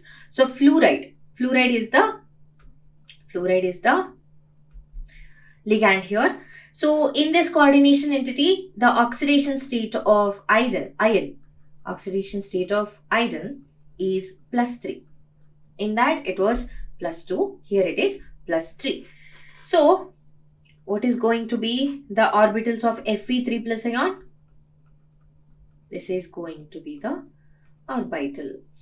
Yes, here there was one more electron because Fe iron was in +2 oxidation state, as it is in +3 oxidation state. So there are 5 electrons, unpaired electrons in the d orbital. So 3d, 4s, 4p, and we have 4d. So these are the orbitals, and we know that there are 6 F- ions, fluoride ions. These are the ligands. So hence,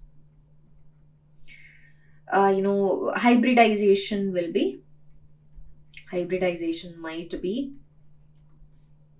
is either D2sp3 or sp3d2. So F- ions are weak ligands. These are not strong field ligands, unlike cyanide ions. So these are weak field ligand. So there is no pairing up.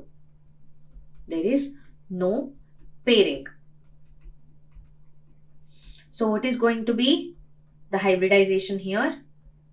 So there is no pairing up. So 4s, 4p, 4d. So this is going to be the hybridization, that is sp3d2. Why d2? 1 2 3 4 5 6. There are 6 ligands. Alright. So 6 pairs of electrons from F-, that is fluorine ligand, is going to occupy these orbitals. So it is going to be, let me change the color to represent the electrons from the ligand. 1 2 3 4 5 6. So pairing up happens, a pair of electrons are donated. So it is sp3d2. sp3d2 hybridization. Even here, the geometry is octahedral. Geometry is octahedral geometry. Octahedral geometry. So the third complex is having cobalt as a central metal atom, and oxalate is the ligand C2O4. So there are 3. So this is a bidentate ligand, and the complex is in 3 minus charge.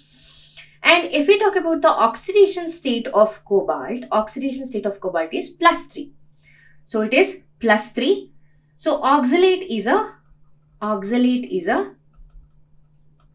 weak field ligand. It is a weak field ligand. So there is no pairing up. There is no pairing up. There is no pairing up. So in 3D orbitals, so this is 3D, 4s, 4p and 4d. So as cobalt is in +3 oxidation state, what is going to be?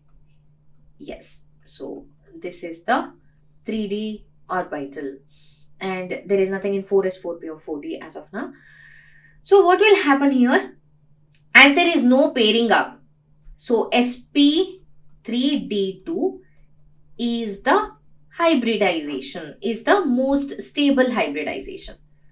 It is the most stable hybridization. No pairing up occurs because oxalate is a weak field ligand. So as oxalate is a bidentate ligand, it is going to donate 2 pairs of electrons each. So what's going to happen here? 3D is going to remain the same because there is no pairing up. Let me change the color in order to represent the electrons that are donated by oxalate ligand. So 1, 2, 3, 4, 5 and 6. So total of 6 pairs of electrons are donated by oxalate ligand because it is bidentate ligand. So 6 electron pairs from 3 oxalate ions. So what is the hybridization here? sp3d2 hybridization.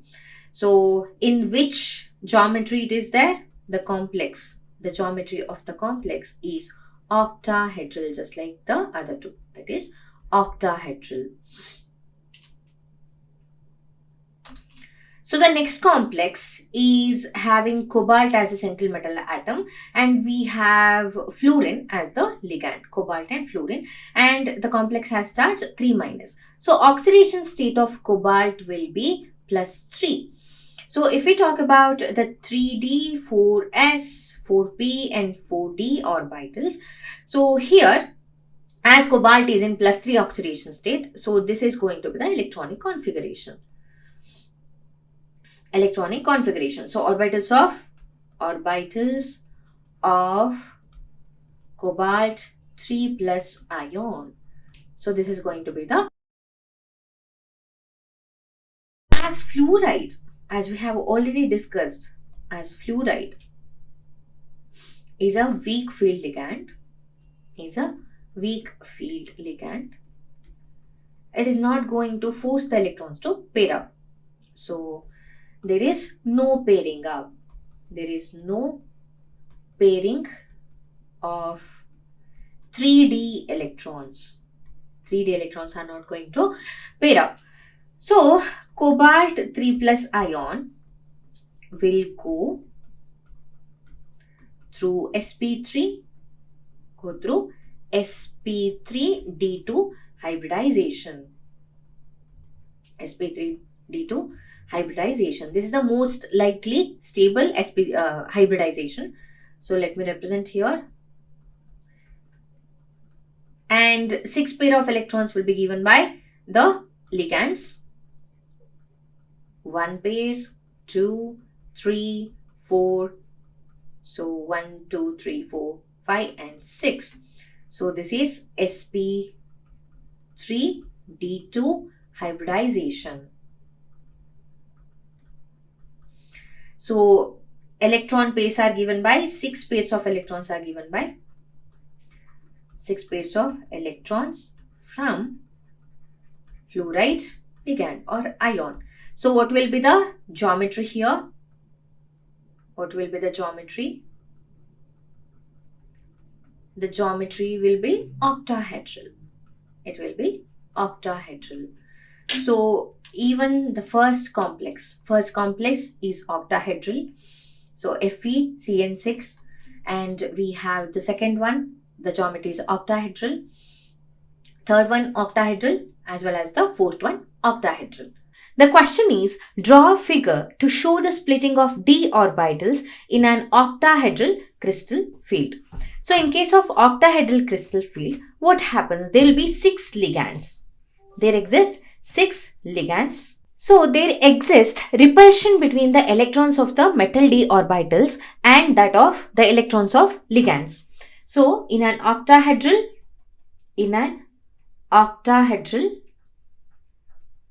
complex, and we know that in octahedral complex we'll have 6 ligands.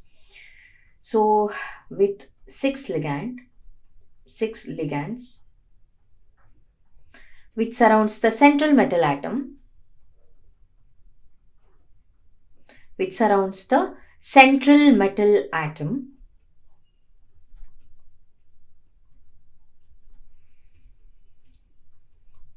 So repulsion exists between the electrons in the metal d orbital and the electrons of the ligands. And this type of repulsion is more when the metal d orbitals is directed towards the ligand than when it is away from the ligand. So what will happen here? Dx square minus y square and dz square orbitals which are pointed towards the axis of the along with the direction of the ligand experience more repulsion. So these two dx square minus dy square, these are pointed towards the axis. So these will be experiencing more repulsion than the other 3 orbital dxy, dxz and dyz.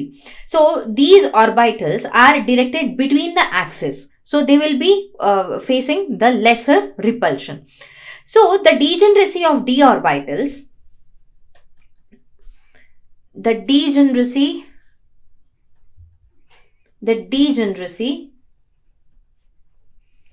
of d orbitals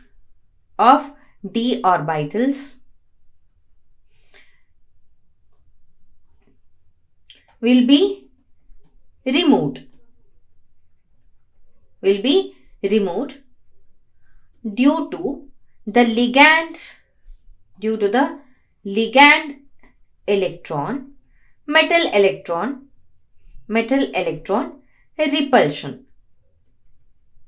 repulsions. So in the octahedral complex, what will happen? It is going to yield 3 orbitals of the lower energy. The octahedral complex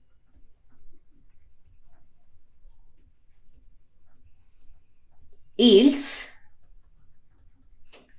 3 orbitals of lower energy,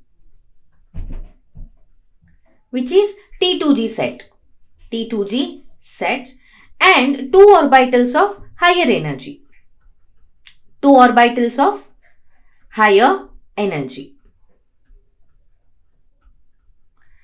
Which is EG set. evidently here we can see that, so dx square minus y square and dz square. So these are at the higher energy. Okay, so these three are at the lower energy. So these belong to T2G set and this belong to EG set. So moving forward, what will happen? This splitting of the degenerate levels, this splitting of degenerate levels due to the presence of ligands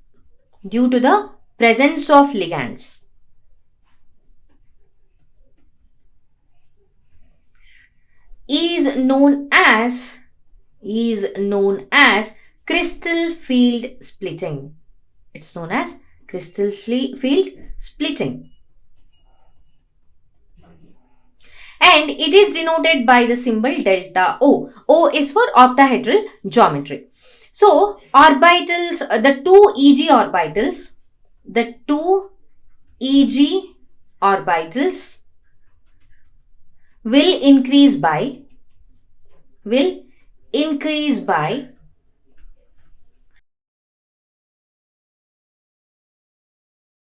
O, and 3 T2G orbitals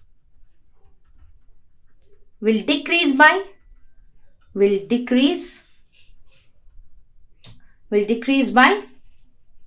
2 by 5 delta O.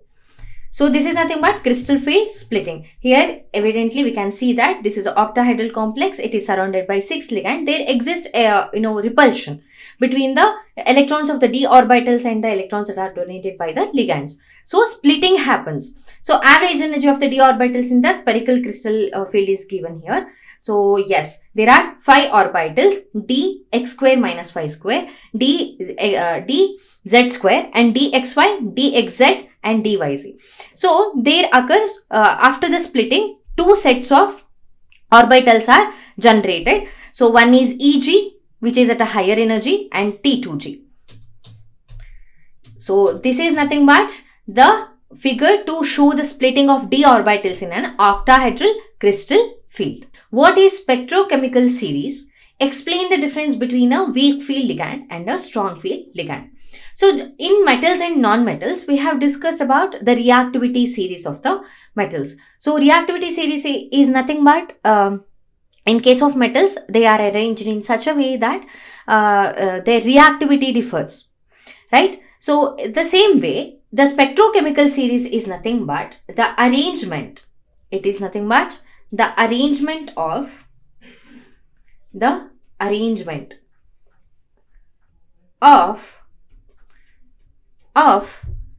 ligands in the increasing order of their crystal field splitting energy. So short form CFSE, crystal field splitting energy. So weak field ligands are those ligands. Weak field ligands are those ligands which have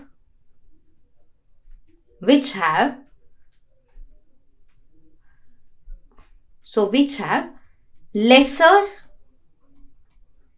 crystal field splitting energy. So they cause less crystal field splitting.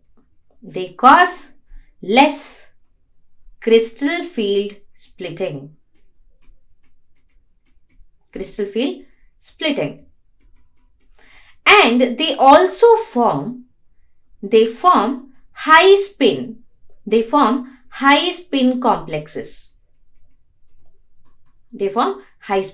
complexes. Examples. So the ligands that are placed in the left hand side of the series. Example, so iodine ligand, bromide, chlorine. So these are some weak field ligands. On the contrary, so strong field ligands have higher crystal field splitting energy. They cause greater crystal field splitting.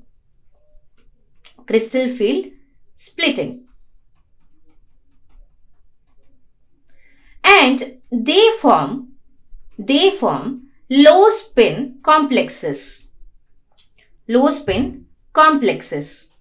So the weak field ligands form high spin complexes and strong field ligands form low spin complexes. So which are the examples for strong field ligands? So it is cyanide ligand, carbonyl, CO. So these are some examples for strong field ligand.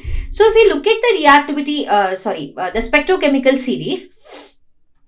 So this is the series according to their crystal field splitting energy. So these are the ligands.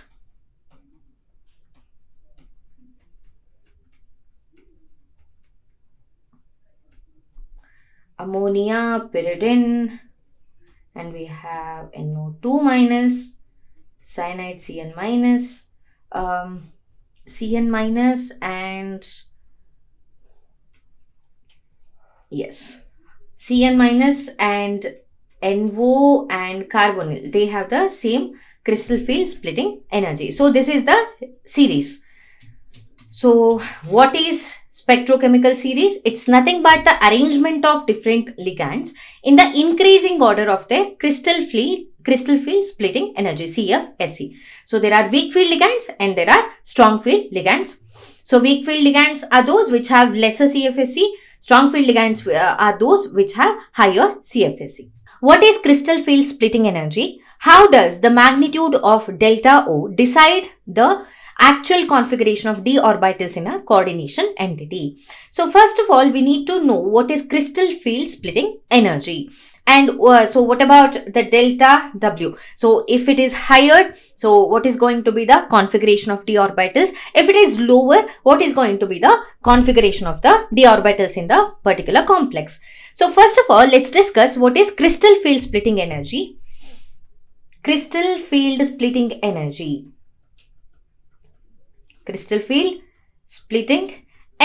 CFSE in short form. So it is nothing but the energy difference, the difference in energy between two levels. Which are those two levels? T2G and EG. So that have split from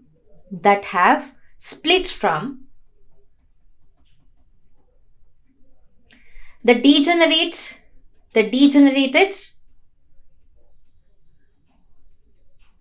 d orbitals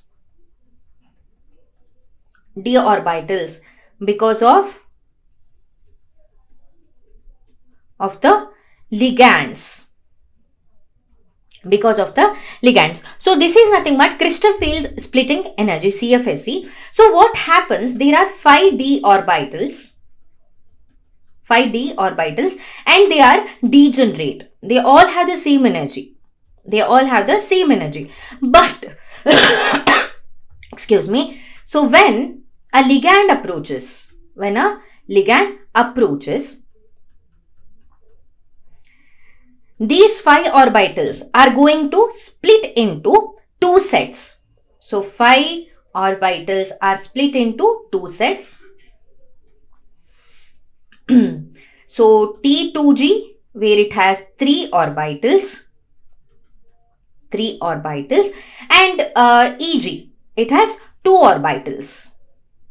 In case of T2G, so yes, it is dxy, dyz and dzx. In case of EG, there are 2 orbitals. So what is the What are the orbitals? Dx square minus y square and dx square. Alright. So here repulsion is more. Repulsion is more because their electrons are along the axis. So repulsion is more. Repulsion is more means instability will be more. Instability will be more. So energy will be more. Energy is also more. So in case of EG, repulsion is more because the electrons are along the axis, and repulsion is more, instability is more, and energy is more. In case of T2G, so the electrons are away from the axis. So what will be happening here? Repulsion is less and stability will be more and energy is less. So what will happen? So these are 5 orbitals, d orbitals, degenerate d orbitals, 5 degenerate d orbitals. They are going to split into 2.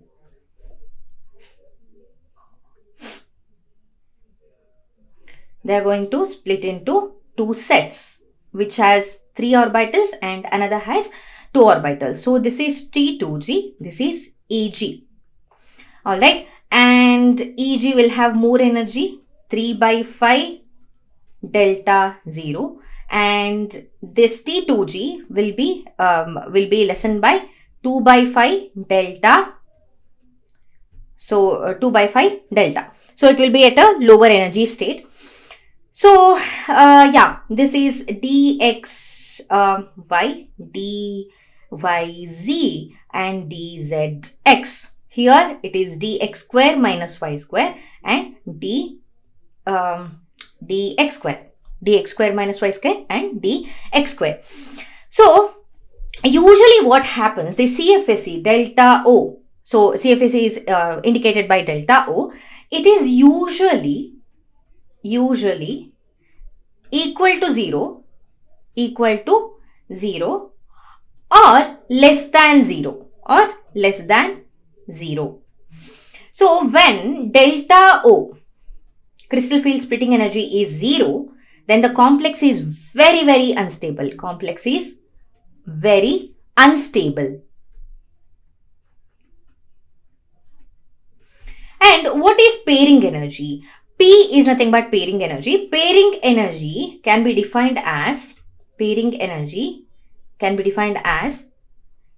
energy is the energy required to pair 2 electrons. And in an octahedral complex, in octahedral D4 complex, octahedral D4 system or complex, 3 electrons are in T2G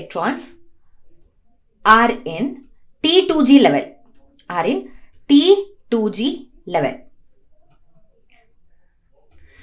Alright, so fourth electron will enter EG only if delta, that is crystal field splitting energy, is less than pairing energy, which means that the configuration will be T2G3 EG1.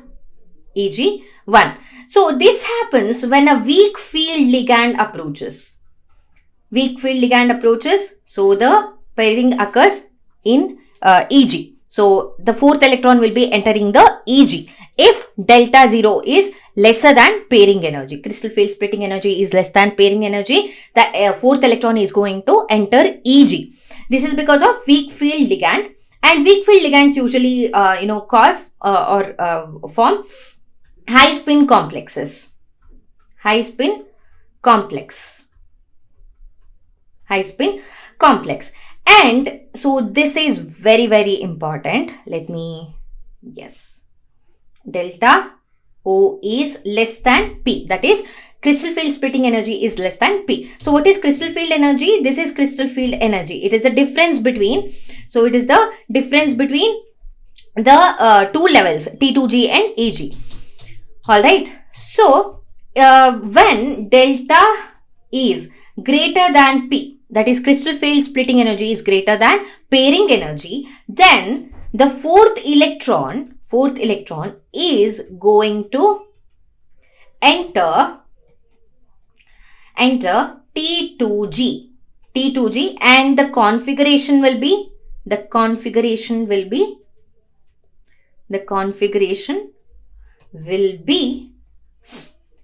so pairing is happening in T2G, it already had 3 unpaired electrons, so it's going to be T2G4 and EG0.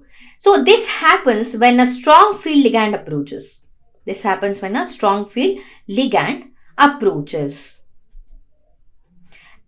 And strong field ligands are going to produce low spin complexes. Produced. So this is about the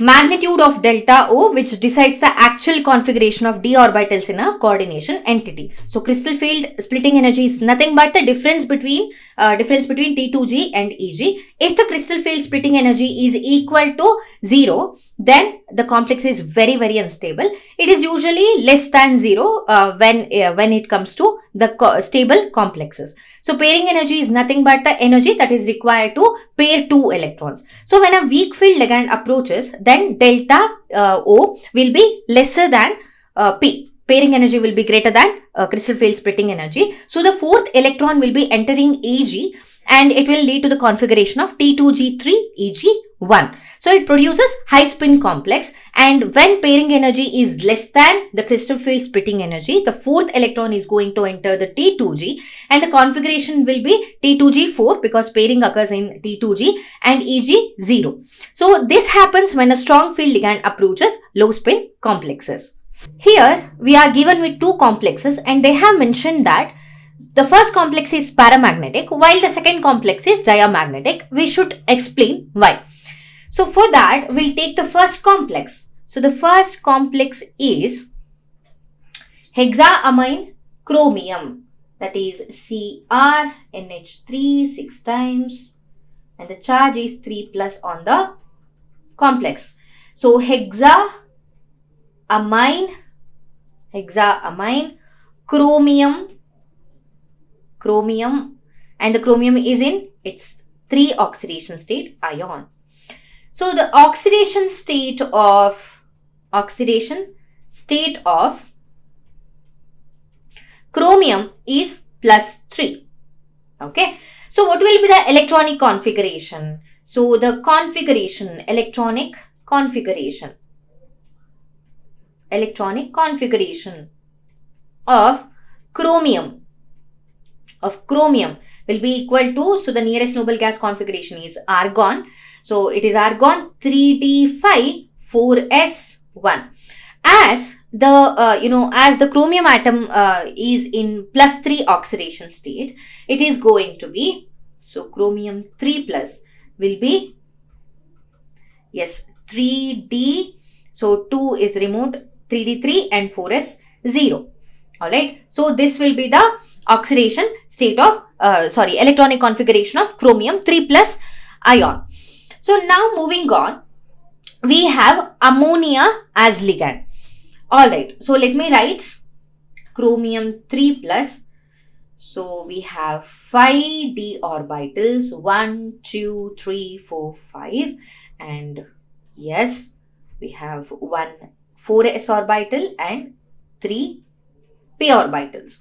So this is 3d, this is 4s, and this is 4p. And we have seen the electronic configuration of chromium 3 plus. So it is 1, 2, 3. Alright. So there are 6 NH3 ligands which are going to donate 6 pairs of electrons. And we know that ammonia is a weak field ligand. It is a weak field ligand. So it is not going to force the 3D electrons to pair up. So what will happen here? There is no pairing up. 1, 2, 3, 4, 5. This is 4s and we have 4p. Yes, no pairing up, but the ammonia ligand is going to donate 6 pairs of electrons. Let me change the color for that. So these are the electrons that are donated by the ammonia. So 1, 2, 3, 4, 5 and 6. So what will be the hybridization here? It is D2sp3. This is the hybridization. Alright. So there are 3 unpaired electrons. There are 3 unpaired electrons. Unpaired electrons. So due to the unpaired electrons, due to the presence of unpaired electrons,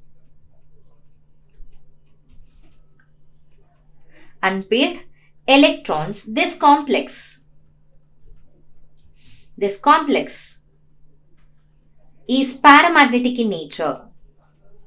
This complex is paramagnetic in nature. We have given the proof for the first complex. Next, it is time for us to solve for the next complex. They have mentioned that the next complex, which has nickel as a central metal atom, is diamagnetic in nature, and it is tetracyanonickelate. And nickel is in its oxidation state 2. So tetracyanonickelate ion. So cyanide is the ligand here. So NiCN4. There are 4 ligands. So 2 minus, complex is in 2 minus charge. Yes. So here what happens? The electronic configuration of nickel. Electronic configuration of nickel.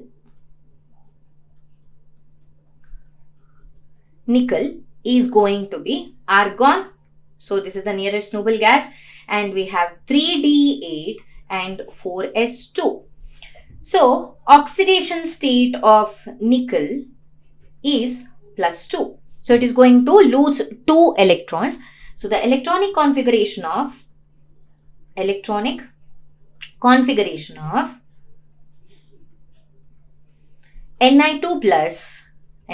plus is going to be argon 3D8 4s0, because so 2 electrons are removed from the 4s orbital. Now if we write it 1, 2, 3, 4, 5, 4s and 4p. So here how many electrons are there? 3D8. 1, 2, 3, 4. Yes, 1, 2, 3, 4, 5, 6. So 6, 7 and 8. Okay. So this is 3D, 4s and 4p. The ligand Cn is going to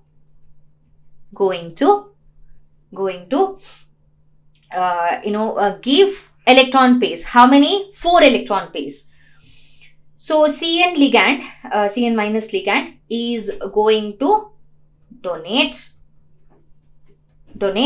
or share the ligands.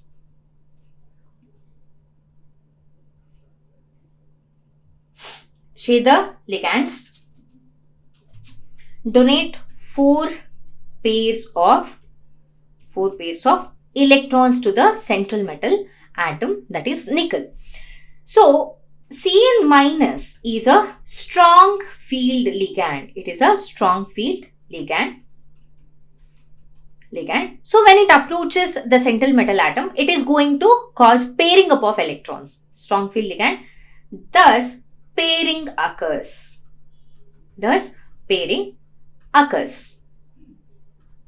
So it will happen here.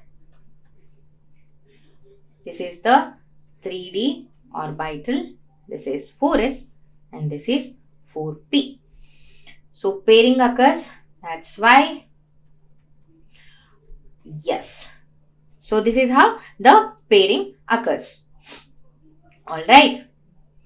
And 4 pairs of electrons are given by the ligand. So this is how we are going to represent 4 pairs, 1, 2, 3 and 4. So what is the hybridization? It is DsP2 hybridization. It is DsP2 hybridization. Alright. So all electrons are paired here. All the electrons are paired. So as there are no unpaired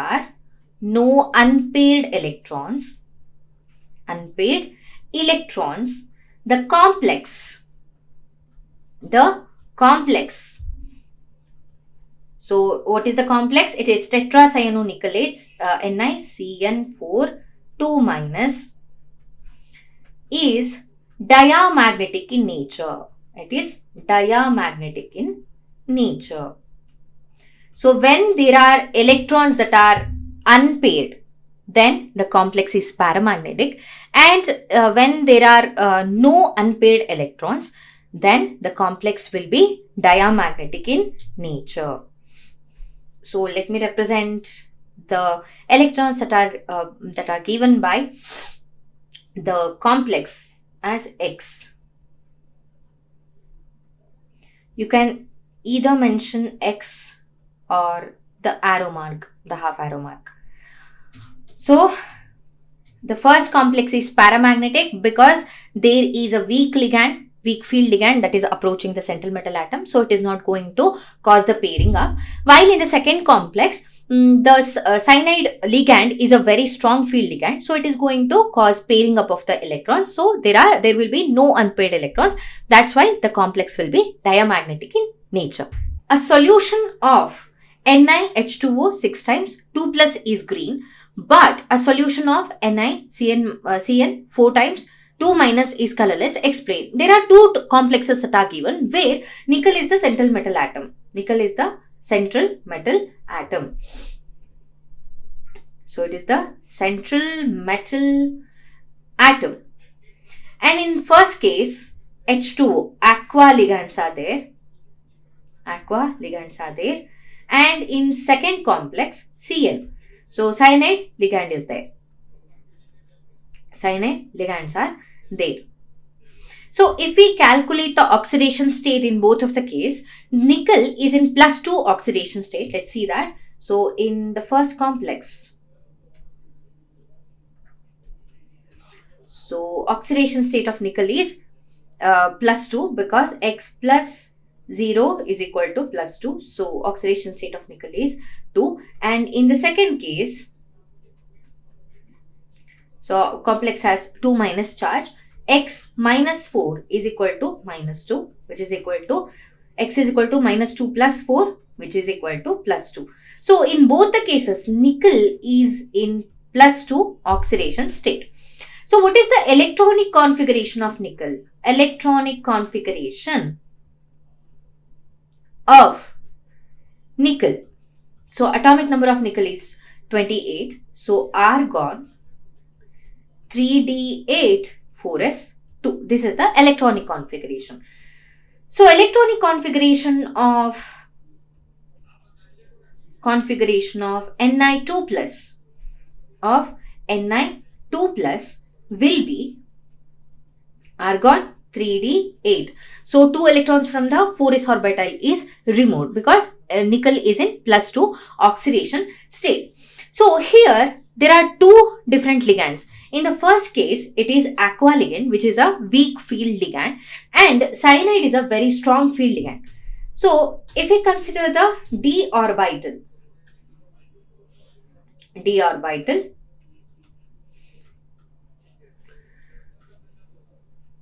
so this is 3d, this is 4s, and this is 4p. So in the first complex, what's happening? There are so nickel 2, 3, 4, 5, 6, 7, 8.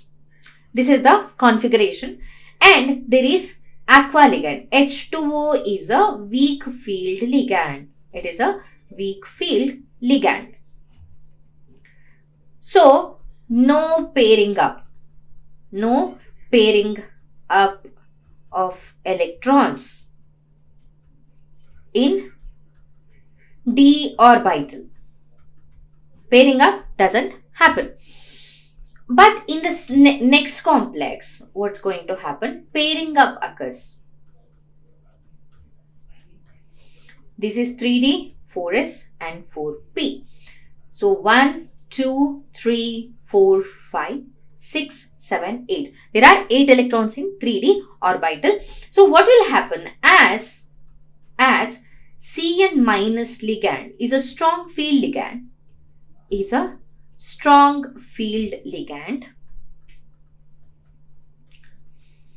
pairing up happens.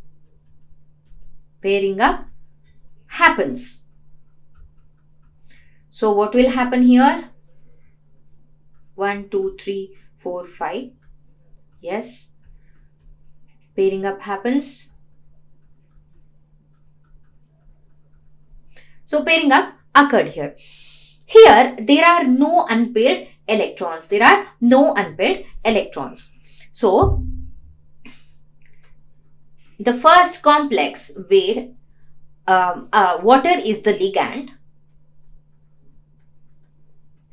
consists of unpaired electrons. It consists of unpaired electrons. Okay, because of the weak field ligand, there is no pairing up. Thus, DD transition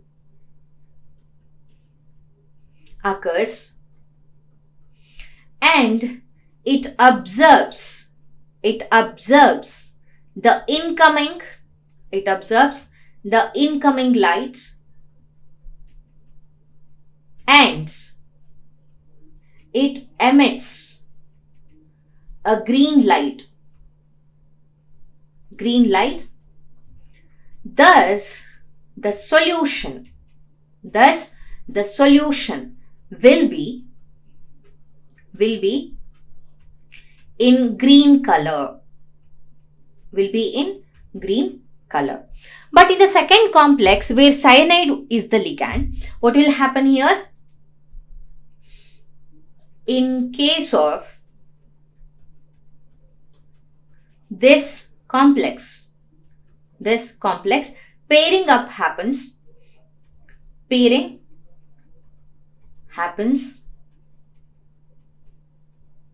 due to the presence of strong field ligand.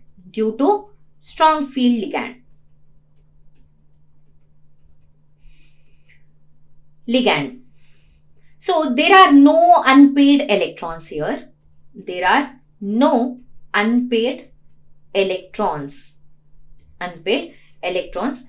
Thus, there is no DD transition.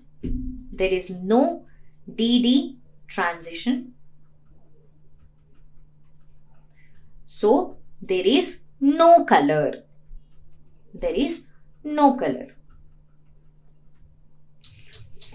So, what is happening here? A solution where weak field ligand is there. In case of these two complexes, the water ligand is there. The pairing up doesn't happen because it's a weak field ligand.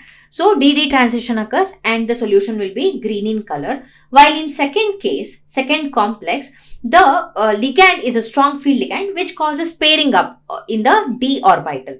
So as the pairing up occurs, there is no DD transition. Hence, the solution will be colorless. There are two complexes that are given here and they have mentioned that they are of different colors in dilute solutions. Why? In both of the cases, iron is the central metal atom. But there are two different types of ligands. One has, the first complex has Cn minus as a ligand, which is a strong field ligand. While aqua, water ligands are weak field ligands.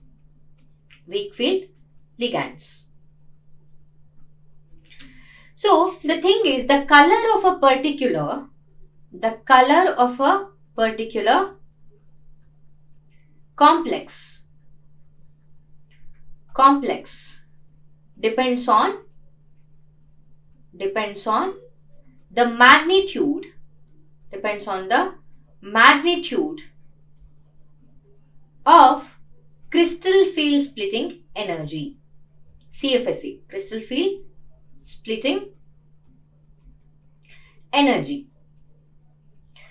And this CFSE depends on the nature of the ligand. Depends on the nature of the ligand.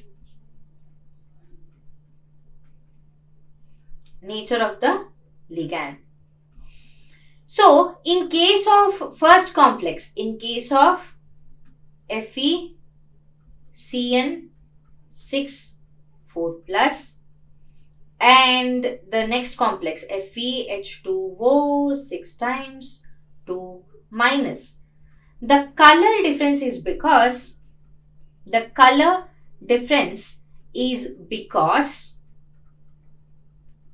of difference in CFSE.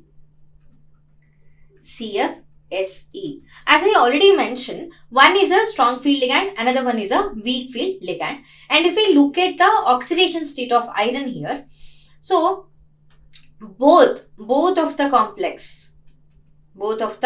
complex have D6 configuration. Why? Because iron is in +2 oxidation. Iron is in +2 oxidation state.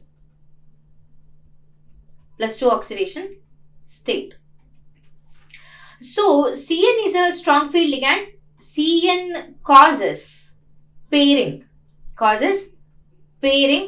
up. So, it leads to the formation of high spin complex. And the complex will be diamagnetic in nature because all the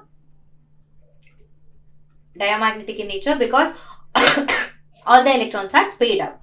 But in case of the second complex where water is the ligand, H2O is a weak field ligand, as I already mentioned. It is a weak field ligand. So there is no pairing. So it leads to the formation of a low spin complex. And the complex will be paramagnetic in nature because there are unpaired electrons.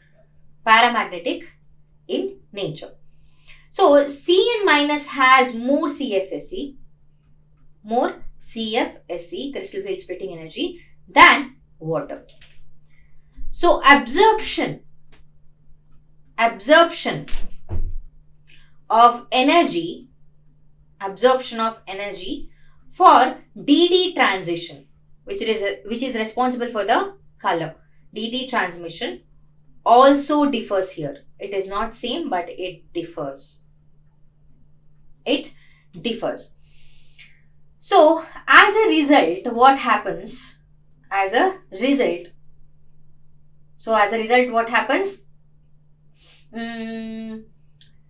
DD transition observe. The DD transition happens, but it observes and give back different wavelengths because of difference in CFSE, give back different wavelengths of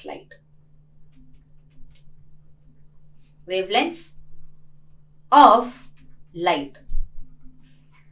Thus, these complexes, both of the complexes that they have mentioned, these complexes have different colors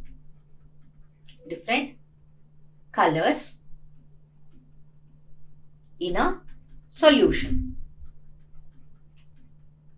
Difference in color is because of difference in CFSE. One is a strong field ligand, another is a weak field ligand. So, these two complexes are of different colors in dilute solutions. The question is to discuss the nature of bonding in metal carbonyls. In case of metal carbonyls, both this sigma and pi bond character occur. So let me start the solution. The metal carbon bond the metal carbon bond. In metal carbonyls,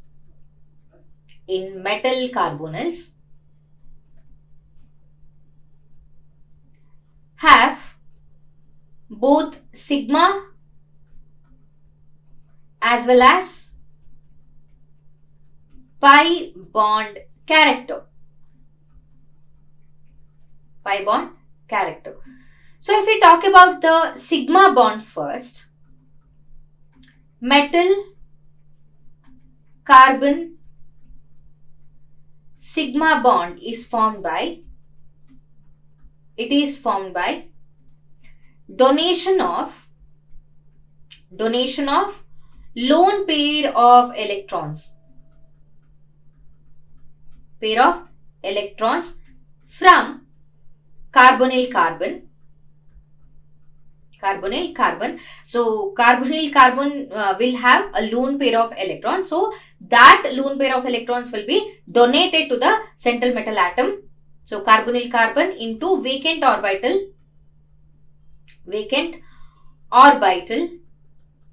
of the metal. How it can be represented? So we can write this like metal. So this is the vacant orbital and we have carbonyl group, the lone pair of electron.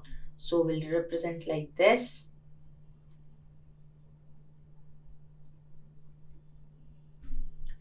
Yes. This will be donated to the metal.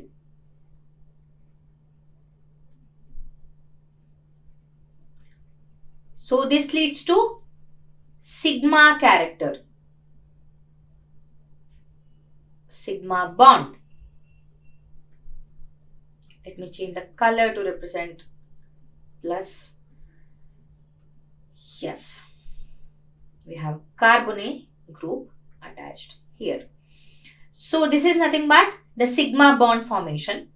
If we move on with the pi bond formation, a pi bond forms when a pair of electrons from filled d orbitals. The central metal atom has filled d orbitals. So a pair of electron from this d orbital. So a pi bond forms when a pair of electrons from filled d orbitals of the metal to the vacant anti-bonding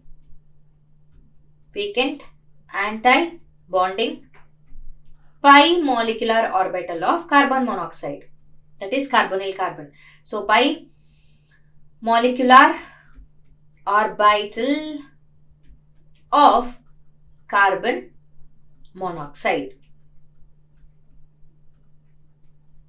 So pi bond forms when a pair of electrons from the filled d orbitals of the metal is given to the vacant antibonding pi molecular orbital of the carbon monoxide. So this pi bond formation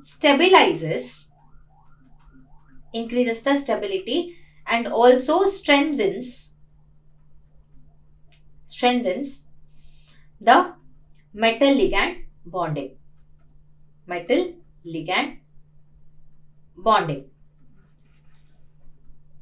How do we represent this pi bonding? So we have metal here.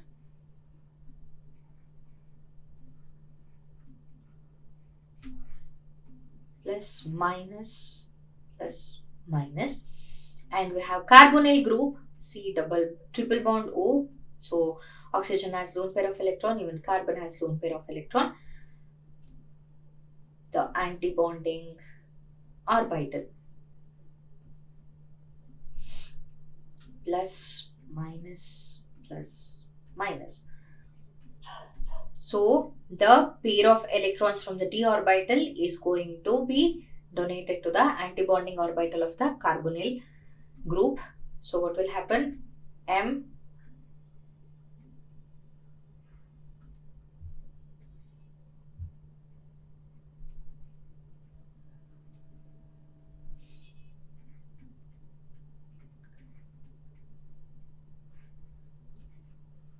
plus and minus. So let me change the color here.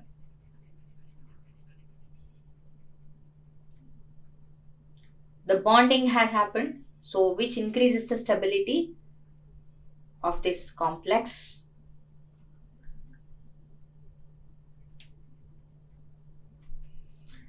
So what happens in case of metal carbonyls? The bonding is sigma as well as pi bonding occurs here. Metal carbon sigma bond is formed by donation of lone pair of electrons from carbonyl carbon into the vacant orbital of the metal. In case of the pi bond, so the pair of electrons from the filled d orbitals of the metal is given to the vacant antibonding pi molecular orbital of the ligand or carbon monoxide here. So both sigma and pi bonding occurs in case of metal carbonyls. Give the oxidation state, d orbital occupation and coordination number of the central metal ion in the following complexes. There are 4 complexes that are given here. We need to find out the oxidation state, d orbital occupation and coordination number of the central metal atom. So in the first case, the central metal atom is cobalt. So as it is cobalt, we need to find out the oxidation state of the cobalt. X minus 6 is equal to minus 3. X is equal to plus 3. X is nothing but the oxidation state of the cobalt. So cobalt, electronic configuration of cobalt is argon 3d7 4s2. Cobalt 3 plus. Why cobalt 3 plus? Oxidation state of cobalt is plus 3. And why? Because it is a bidentate ligand or didentate ligand. It is going to give 2 pairs of electron. Total of 6. 3 into 2, 6. So yes, 3d6 configuration will be there. What is the d occupation? So the d orbital occupation is going to be d orbital occupation is going to be T2G6 Eg0. Why? What is the reason behind this? So repulsion in octahedral complex. Repulsion in octahedral compound, octahedral complex yield 2 energy levels. One is T2G and another is Eg. So T2G will have lower energy. It will have a lower energy and Eg will have a higher energy. So the electrons are going to be filled up in T2G level and then Eg. And the coordination number here is 6. Coordination number is 6 because the ligand is a didentate ligand. Oxidation state is plus 3 and the central metal atom is cobalt and d orbital occupation is T2G6Eg0. T2G6Eg0. Next, moving on to the next complex. Here, let's see the coordination number. Coordination number. It is again how much? 4. 2 from here, 2 from En, ethylene diamine. So it is going to be 2. Coordination number is 4. Number is 4. And the oxidation state of chromium. Oxidation state of chromium. So yes, X minus X plus 2 minus 2 is equal to minus 1 because there is chlorine outside the complex. The charge on the complex will be minus 1. And chlorine is having a minus 1 charge. So yeah. And ethylene diamine, it has a charge 0. X is equal to plus 3. The oxidation state of chromium is plus 3 and the electronic configuration of chromium is going to be argon 3d5 4s1. Chromium 3 plus, what will be the configuration? It is going to be 3d, removing 3 electrons, it is going to be 1 from here and 2 from here, 3d, 3. What is the configuration? So what is the d orbital occupation? D orbital occupation is going to be T2G3. T2G3 because it is an octahedral complex. It is an octahedral complex. Okay, so coordination number is 6 here, not 4. I'm really sorry. Yes, coordination number is 6. Next, moving on. The third complex, it is a tetrahedral complex. In case of tetrahedral complex,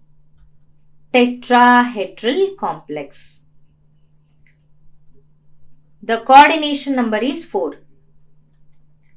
Coordination number is 4. So, oxidation state, how do we calculate that? X minus 4 is equal to minus 2. X is going to be plus 2. Central metal atom is cobalt. Cobalt plus 2. Its oxidation state is going to be plus 2. So, what is going to happen? The configuration is going to be 3D argon, 3D6, 3D7, 4S2. So, yes, just give me a second. Let me rub this. Yeah, cobalt. The cobalt atom's electronic configuration is argon, 3D7, 4S2. If we remove 2 electrons, it is going to be 3D7. 3D7. As this is a tetrahedral complex, in case of tetrahedral complex, the repulsion in the compound yields 2 energy levels, which are those T2 and E. And T2 will be with a higher energy, while E will be with a lower energy. So, d orbital occupation is going to be in the T2 orbit, but as there are 7 electrons here, so it is going to be E4 and T2 3, because E is with a lower energy. This set is at lower energy, so it is going to be filled up first. It is E4 T2 3. This is the d orbital occupation with respect to the third complex. Moving on to the next complex. Here the coordination number is 6 because there are 6 ligands. Coordination number is equal to 6. If we find out the oxidation state, it's going to be X plus 6 into 0 is equal to minus 2. Sorry, plus 2. SO4 2 minus, so the complex will be at plus 2 charge. X is equal to plus 2.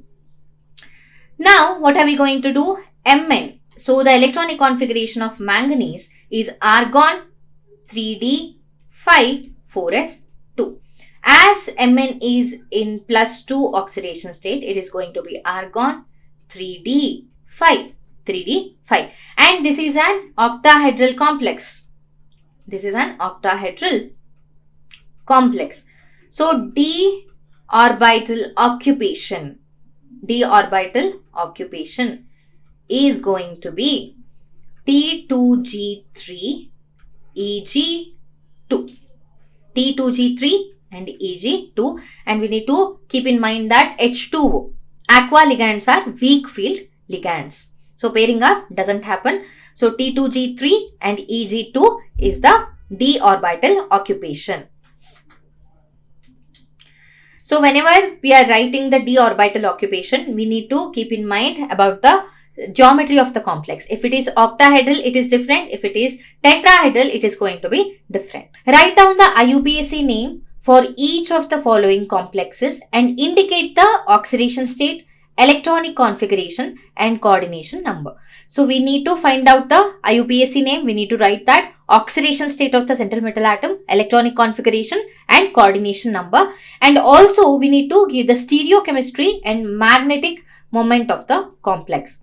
There are 5 complexes that are mentioned here. So let's take the first one. So what is going to be the oxidation state? First, let's calculate the oxidation state so that we can name it. While writing IUPAC nomenclature, we need to mention the oxidation state. That's why. So oxidation state of chromium. Chromium is the central metal atom, not the potassium. State of chromium is X plus 0 aqua and plus 2 into minus 2 is equal to minus 1. So what is going to be the oxidation state? It is going to be plus 3. This is the oxidation state. Why minus 1? Because this has plus 1 charge. So this will have minus 1 charge. What will be the IUPAC name? IUPAC name is going to be potassium diaqua, because there are two aqua ligands, bis oxalato chromate, and the oxidation state needs to be mentioned here. 3 chromate, 3 trihydrate. So we have mentioned the oxidation state and the IUPAC name. So coordination number is equal to 6. Coordination number is equal to 6. But you might be wondering why just 2 oxalate and 2 aqua ligands. But oxalate is a didentate ligand. So going to be 4 pairs of electrons from oxalate and 2 pairs of electrons from aqua. So coordination number is going to be 6. Let's write the electronic configuration. Actual electronic configuration of chromium is 3d5-4s1. Of course, we have argon here, 3d5-4s1. But we know that the oxidation state of chromium is plus 3. So argon 3d3. So shape of the complex is going to be octahedral because the coordination number is 6. Alright. And then we have stereochemistry. Octahedral complex. So stereochemistry. If we talk about the stereochemistry here, it exhibits trans as well as cis isomer. So this is how we are going to write. So oxalate, ligand and water. This is trans. If we mirror this, we are going to obtain the cis isomer.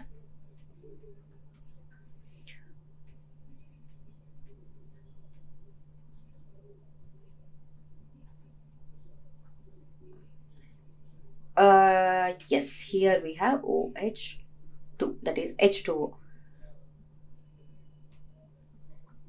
This is the cis isomer and another one is the trans isomer. This is the stereochemistry. And if we talk about the magnetic moment, so magnetic moment, we know the formula. Magnetic moment nu is equal to root of n plus 2.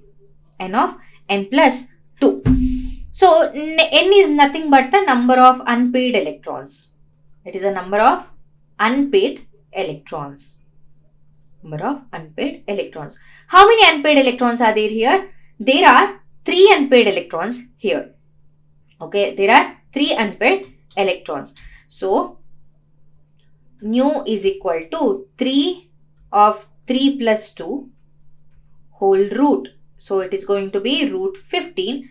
It is going to be 3.87 Bohr magneton. This is the magnetic moment value. How much is it? 3.87 Bohr magneton. This is about the first complex. So oxidation state needs to be found out before we name the complex, and then coordination number. We have to look at the number of ligands, and if it is a didentate ligand, one single ligand is going to donate 2 pairs of electrons. Electronic configuration can be written after finding out the oxidation state, and shape can be written, and then we need to consider the type of ligand as well. If it is a strong field ligand, it is going to cause the pairing up. If it is a weak field ligand, it is not going to force the electrons to pair up. Next complex is this. First, let's find out the oxidation state of cobalt here.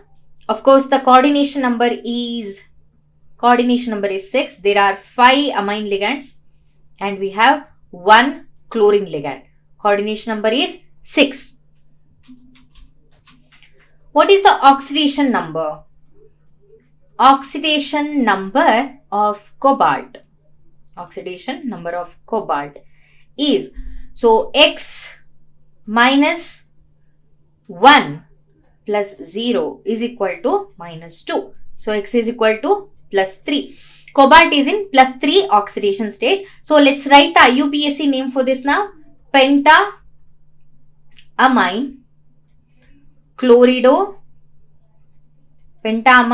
chlorido cobalt 3 chloride. This is the IUPAC name. If we write the electronic configuration, so cobalt electronic configuration is argon. In the d orbital it has 7 electrons and in s orbital it has 2 electrons. Alright. So cobalt 3 plus, it is going to be 3d6 and the geometry is going to be octahedral. Geometry is going to be octahedral geometry. And here pairing up happens because of the strong field ligand. Because of the strong field ligand, what is going to happen? Pairing up of electrons happen.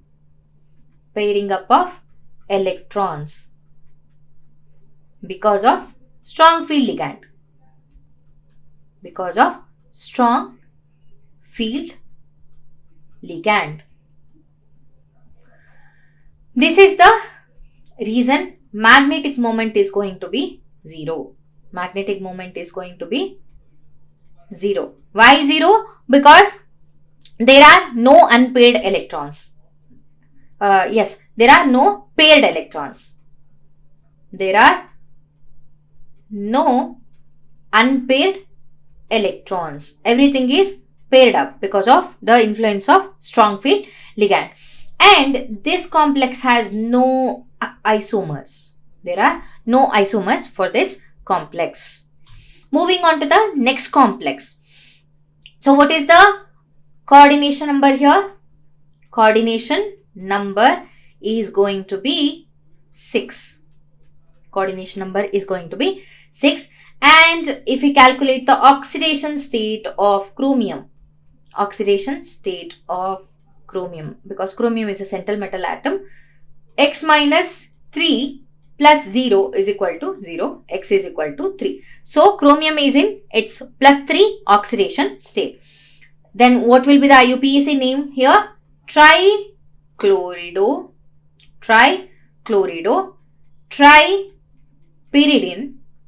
tripyridine, because there are 3 pyridine ligands. Chromium 3 is the oxidation state. Now if we write the chromium's plus 3 oxidation state, it is going to be 3d3, which is where n is equal to 3. N is nothing but the number of unpaired electrons. So magnetic moment is equal to n of n plus 2 whole root. So 3 into 3 plus 2. 3 into 5. So it is going to be root 15 approximately. So it will be the answer 3.87 Bohr magneton. This is the magnetic moment of the particular complex. This is the magnetic moment of the particular complex. If we talk about the geometry here, let me rub this.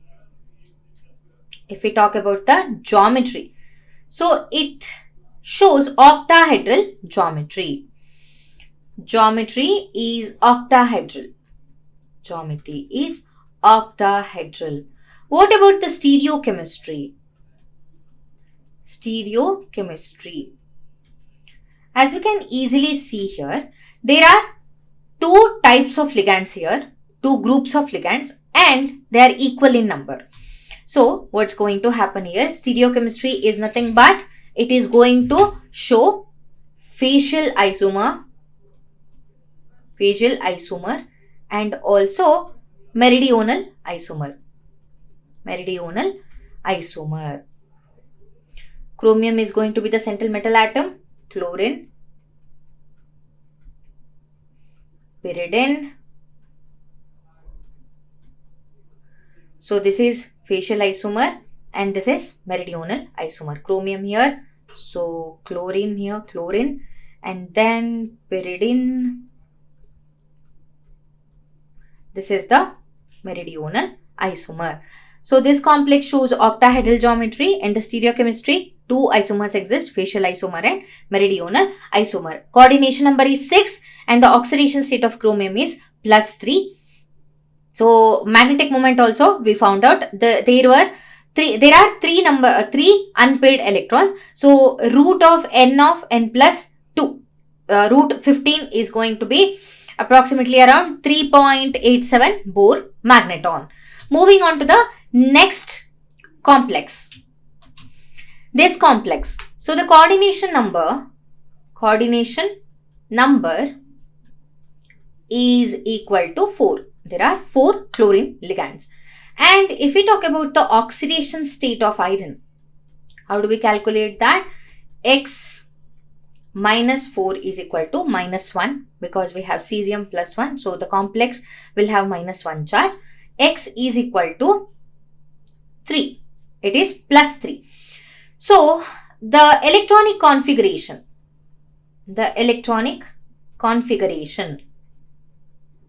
of iron atom Fe is argon 3d6 4s2. Fe3 plus electronic configuration is going to be argon 3d5 4s0. And it shows the geometry tetrahedral because there are 4 ligands here. Tetrahedral geometry. What is the name? So I almost forgot to write the name. It is cesium tetrachlorido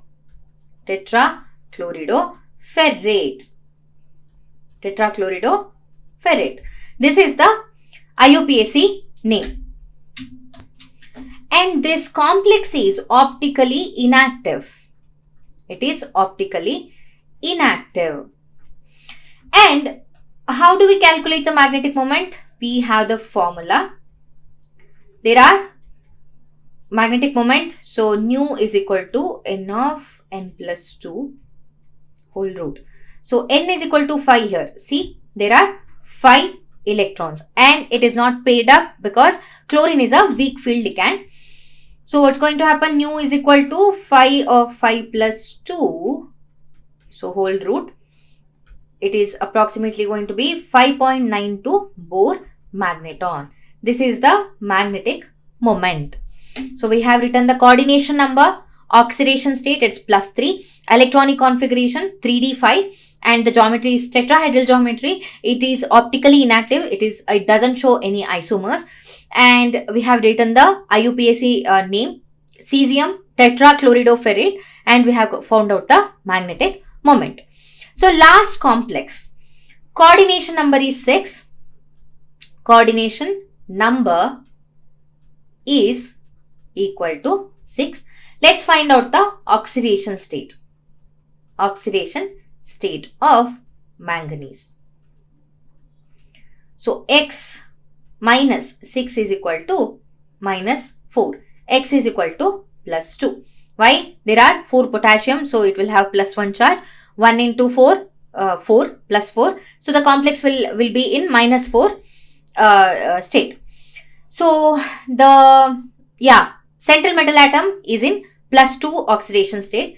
Electronic configuration. If we write the electronic configuration of manganese,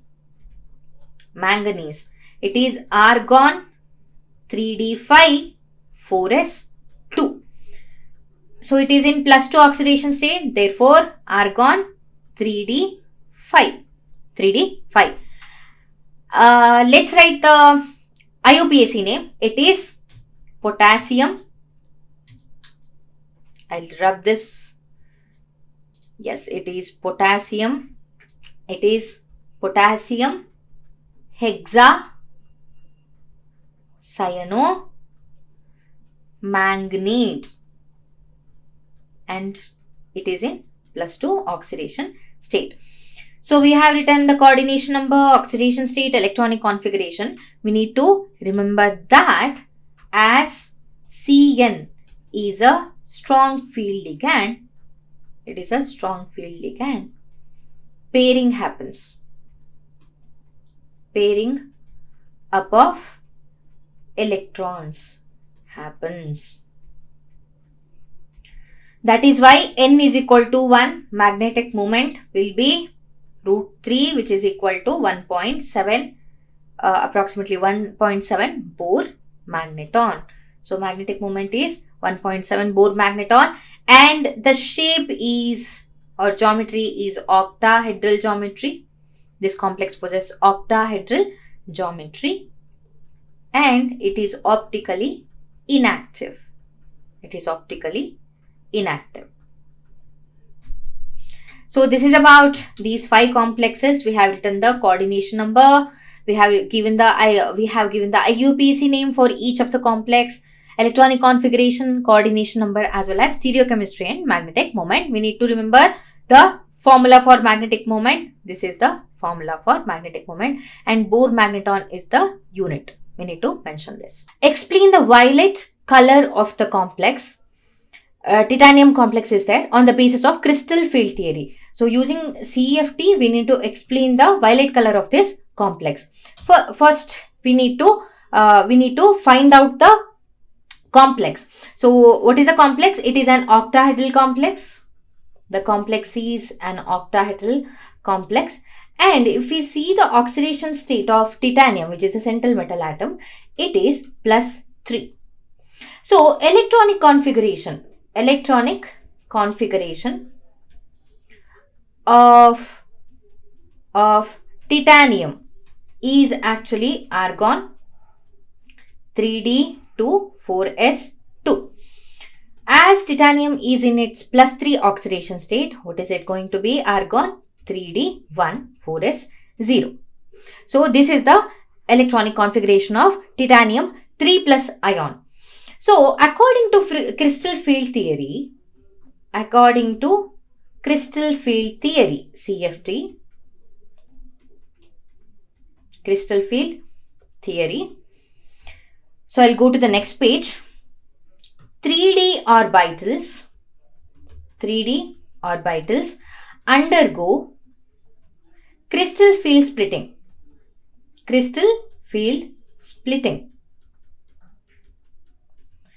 giving 2 sets of orbitals, giving EG. So this has 2 orbitals and it has higher energy, and we have T2G where there are 3 orbitals and they are at lower energy. So this is the figure here. 1, 2, 3, 4, 5. So there is only 1 electron. So yes, excited state. This is the excited state.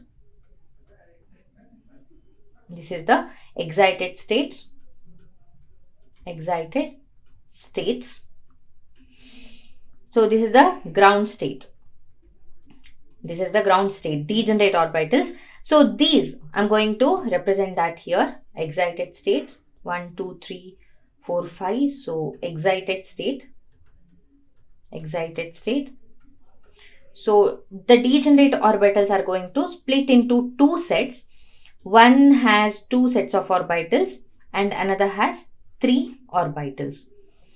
This is EG and this is T2G. So what is the crystal field splitting energy here? It is approximately 3.99 into 10⁻⁻90 joule per ion. Okay, according to the experiments.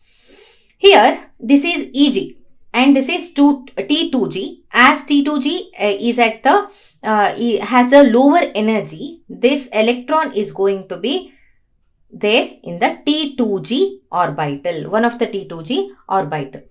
So the crystal field splitting energy delta O, or crystal field splitting energy, is, as I already mentioned here, it is 3.99 into 10 raised to 3.99 into 10 raised to minus 19 joule per ion for this particular complex. So what is going to happen? The absorption of radiation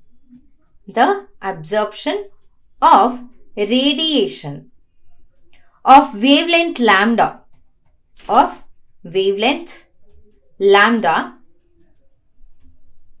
in the transition of one unpaired electron. There is only one unpaired electron here, only one electron is present. One unpaired electron from the photon energy T2G orbital to EG orbital. So the absorption of radiation happens here, okay, when the only one unpaired electron that is present in the T2G is excited to the EG. So when it is getting excited, it is going to absorb the energy. So the wavelength of the absorbed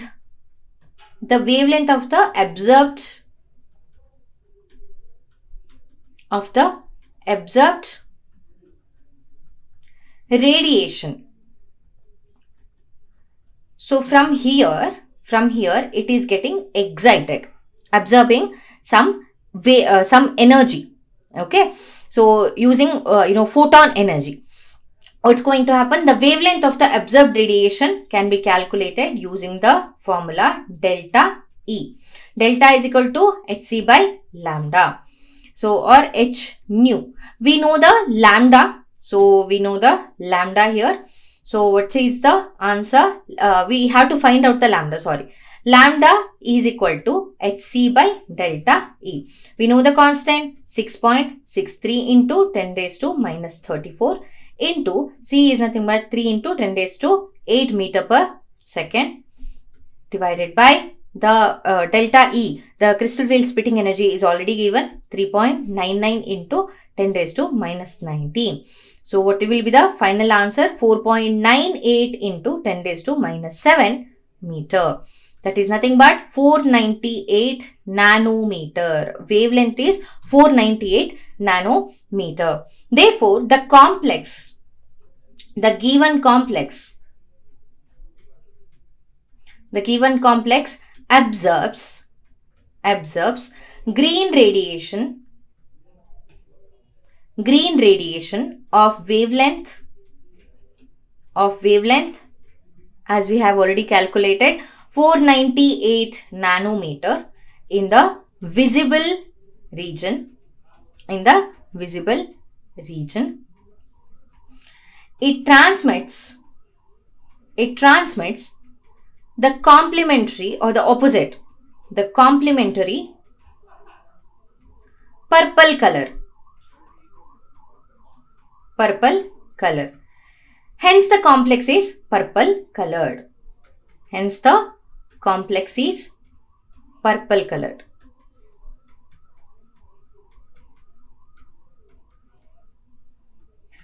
So in order to do this, we need to know the value of crystal field splitting energy. So how is it obtained? So usually it is obtained by spectrochemical analysis, spectrochemical studies or analysis.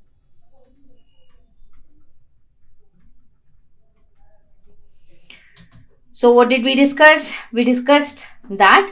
So the complex here given is octahedral complex, and the central metal atom's oxidation state is +3, and electronic configuration is 3d1. Only one electron is there in the d orbital. Alright. So 3d orbitals undergo crystal field splitting and they give two sets of orbitals, EG and T2G. EG will be at higher energy, T2G has lower energy. EG has 2 orbitals and T2G has 3 orbitals. As T2G has lower energy, this unpaired electron is going to occupy T2G, one of the orbitals of T2G. When it absorbs the radiation of certain wavelength, so it is going to get excited. It is going to occupy EG orbital, one of the EG orbitals. So crystal field splitting energy is equal to 3.99 into 10 raised to minus 19 joule per ion in case of this complex.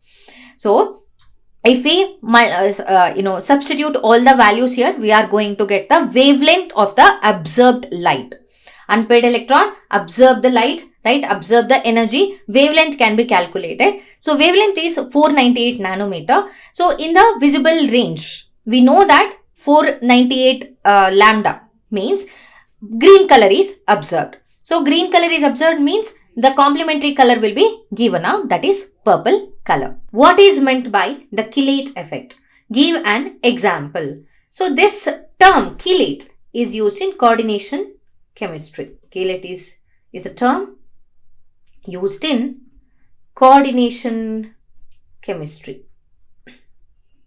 Coordination chemistry. And we know that in coordination compounds, there will be a central atom, and there will be ligands. And in ligands, we have several types depending upon the number of or the atoms through which they are going to bond with a metal atom. So when a ligand is bound to a metal atom,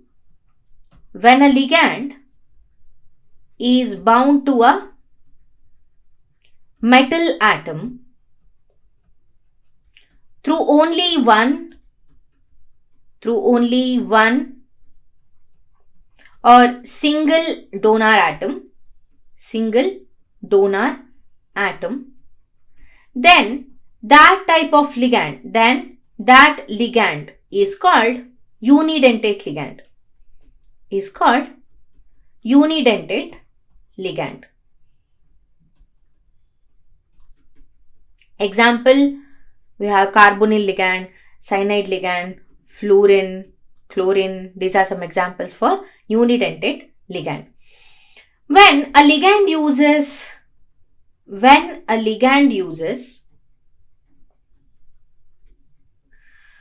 two donor atoms,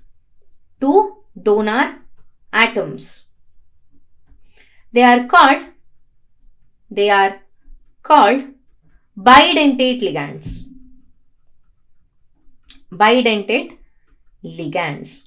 Which are the examples of bidentate ligand? We have oxalate ion. Oxalate ion is a bidentate ligand, oxalate ion. And we mentioned OX, and ethylene diamine. So these are some examples of bidentate ligand. Similarly, we have polydentate ligand. So what are polydentate ligands? When ligands have more than two donor atoms, they are called polydentate ligand. Example, we have EDTA. EDTA is a polydentate ligand. What is the full form? It is ethylene diamine tetraacetate. In fact, this ligand is a hexadentate ligand. It's gonna bond using 6 atoms, 6. So what will happen here? When a didentate or polydentate ligand uses its two or more donor atoms together to bind a single metal ion, then what's going to form? Then it is going to form a ring-like structure. Then a ring-like structure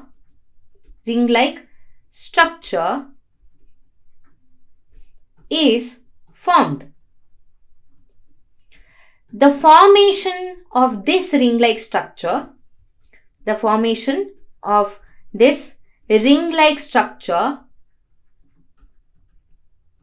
around the metal atom is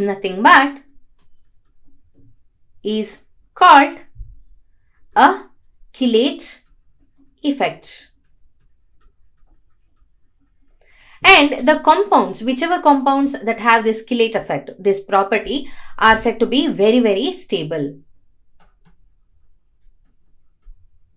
The compounds having chelate effects, chelate rings, are more stable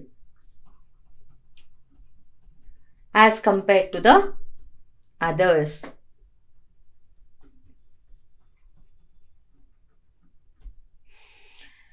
Yes, so there is an example for this kind of structure or the compound, which is ethylene diamine cadmium. So here cadmium is the central metal atom. So this ligand forms a ring-like structure. Ethylene diamine. So this is an example. It's nothing but ethylene diamine cadmium. What is chelating effect then? The ring-like structure. The compounds having chelate rings. Okay, ring-like structure. So this phenomena is nothing but chelate effect. It has something to do with the bidentate or polydentate ligands. Discuss briefly giving an example in each case the role of coordination compounds in first one biological systems, and then we have medicinal chemistry and analytical chemistry, and the last one is extraction or metallurgy of metals. So if we talk about biological systems,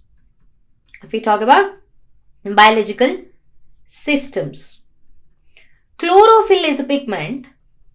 Chlorophyll is the pigment that is present in plants.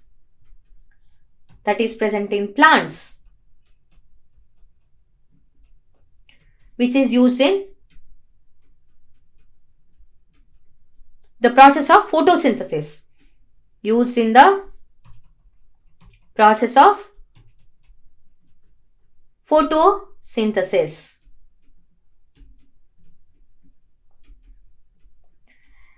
It is, for our surprise, it is a coordination compound which has magnesium ions.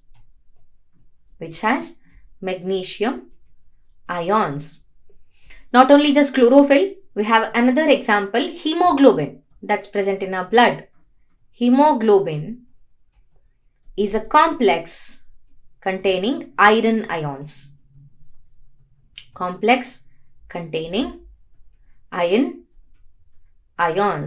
So this is about the biological system. Then we have medicinal chemistry. How coordination compounds are useful in medicinal chemistry? There is a platinum complex.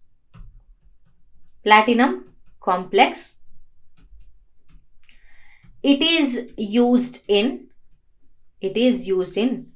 cancer chemotherapy.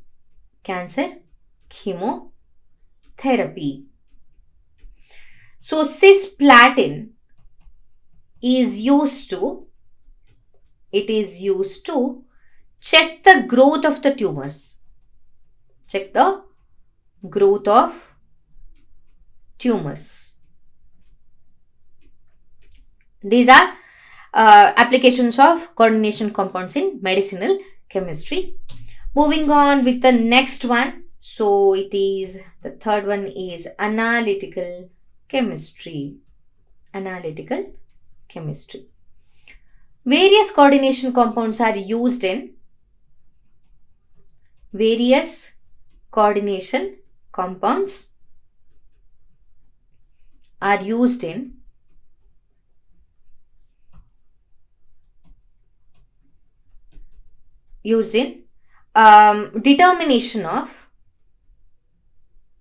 determination of hardness of water. Hardness of water. Not just this, but when you are analyzing the ions. So, during qualitative scheme of analysis, complex formation is used. Complex formation is used in qualitative, not quantitative, but qualitative scheme of analysis.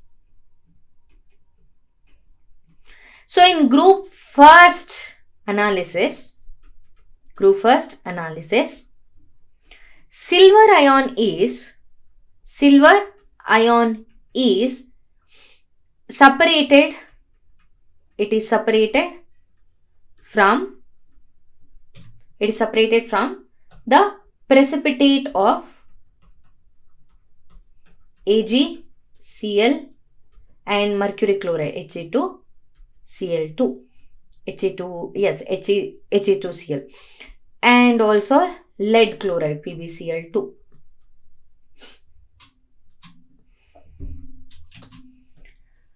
It is HeCl2 and PbCl2. Okay. So aqueous ammonia is added to the PPT. PPT as in precipitate. Added to the precipitate. What will happen? AgCl dissolves due to the formation of soluble complex.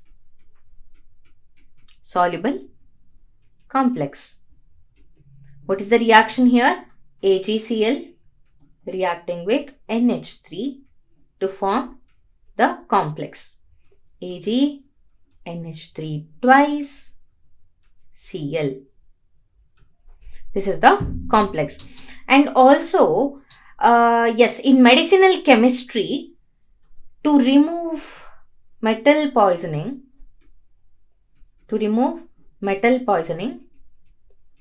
coordination compounds can be used.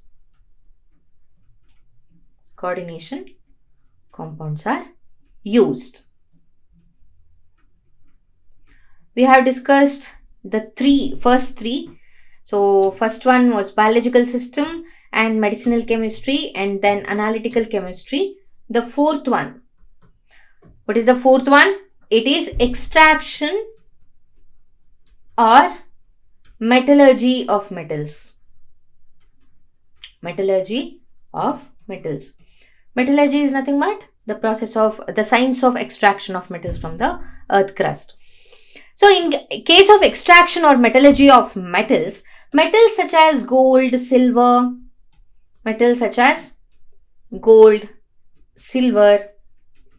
are extracted by complex formation technique.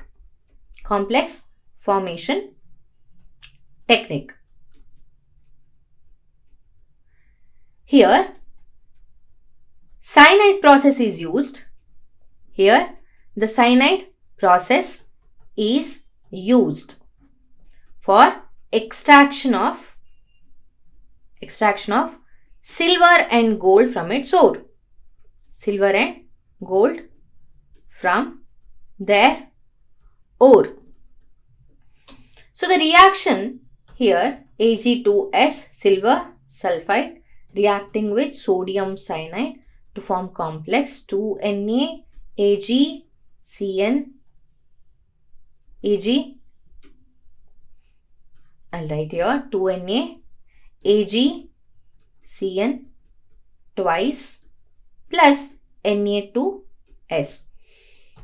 2Na AgCN twice. This complex is made to react with zinc to form Na2ZnCN4 plus 2Ag. So Ag is extracted here. Silver is extracted and the complex is formed here.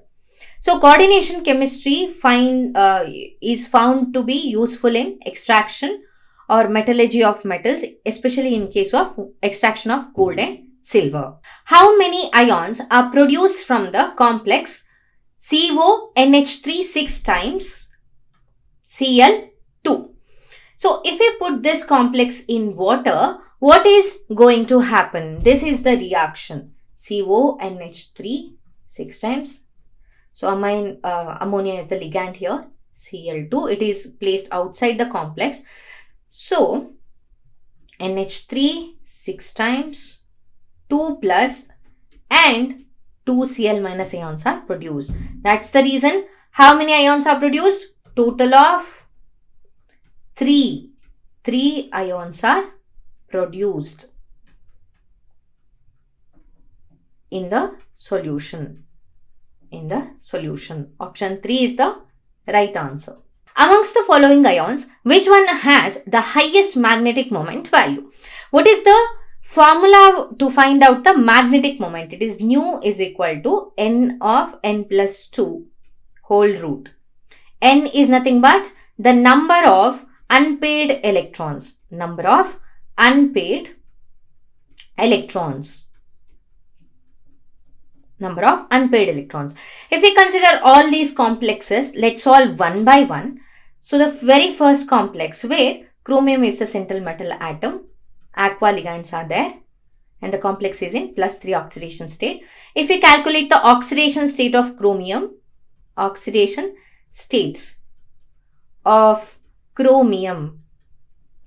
so x plus 6 of 0 is equal to +3. It's going to be +3. Chromium is in +3 oxidation state. So the electronic configuration of chromium is argon 3d5 4s1. As chromium is in its +3 oxidation state, the configuration is argon 3d3. If we see the orbital here, d orbital here, 1, 2, 3. So n is equal to 3. There are 3 unpaired electrons. If we substitute that, n is equal to 3, nu is equal to root of n plus 2. 3 of 3 plus 2. So 5 3s are 15. Root 15 is equal to 3.87 Bohr magneton. This is the magnetic moment of the first complex. If we see the magnetic moment of the second complex has iron as its central metal atom and aqua ligands are there. Complex has +2 charge. Let's see the oxidation state. Oxidation state of iron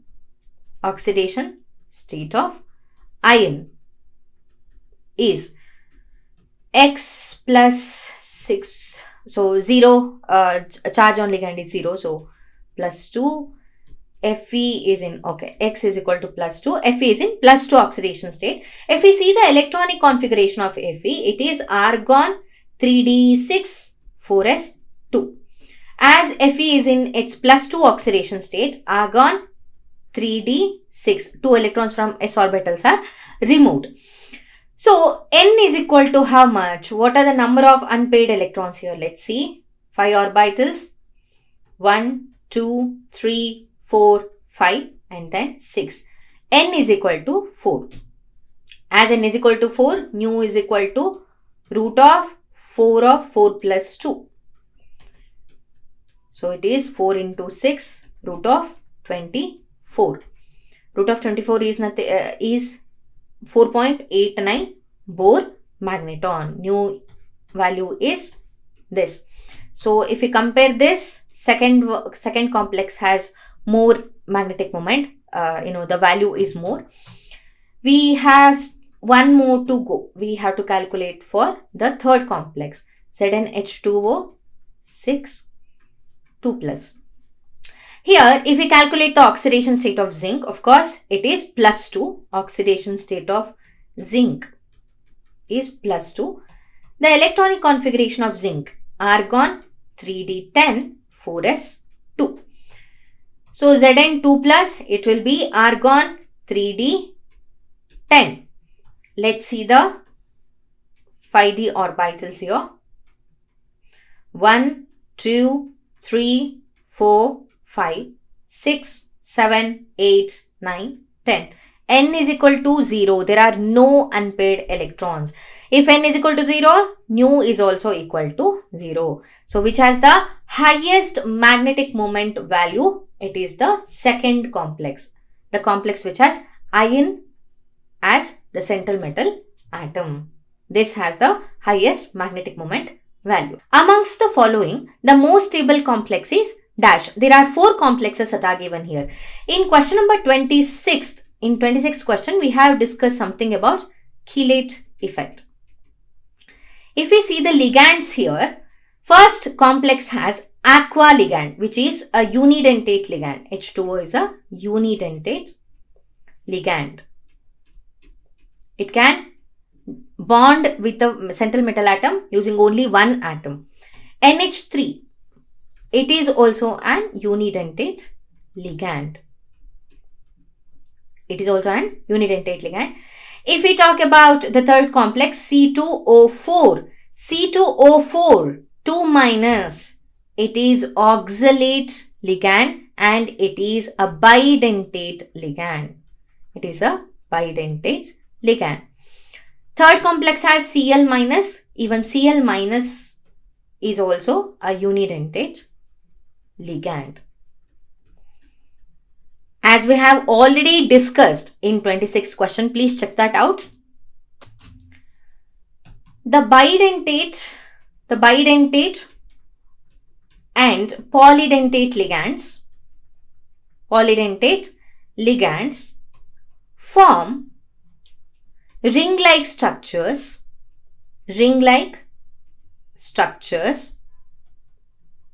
around the central metal atom. Around the central metal atom. This is nothing but chelate effect. And the compounds having this effect, this ring-like structures, are extremely stable. The compounds having chelate rings are said to be very stable. So which complex is more stable here?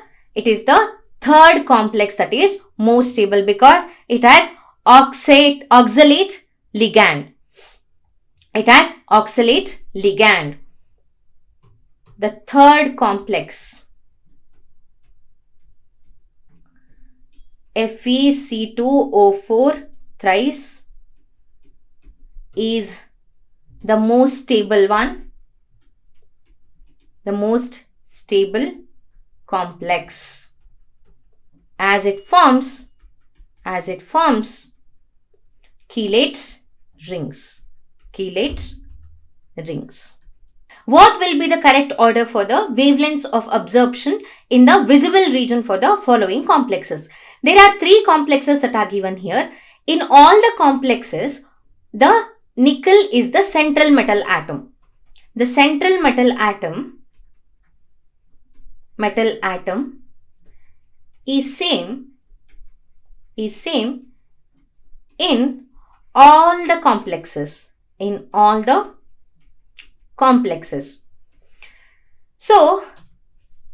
So what's going to happen? The energy absorption depends upon the crystal field splitting energy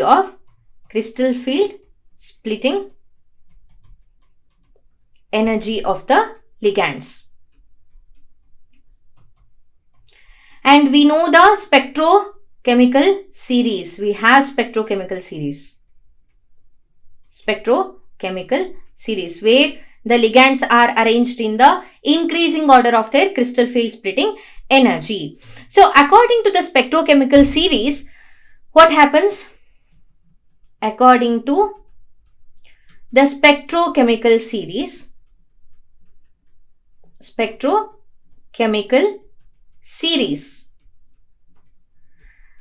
the crystal field splitting energy of the given ligands will be in the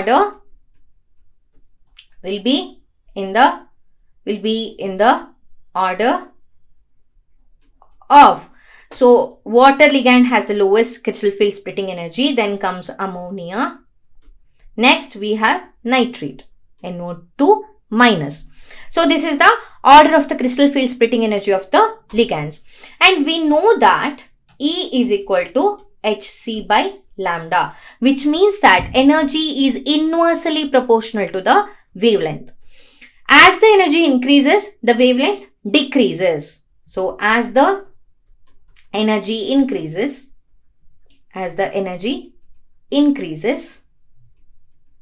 the wavelength decreases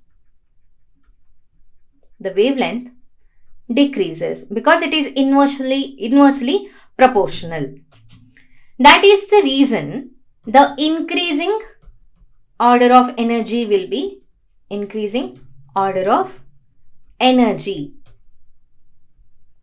is, so we'll have water complex, the coordination compound which has water as a ligand, and then we have amine NH3 6, and then we have NO2 6 times 4 minus. Energy is inversely proportional to the wavelength. That is why the decreasing order of wavelength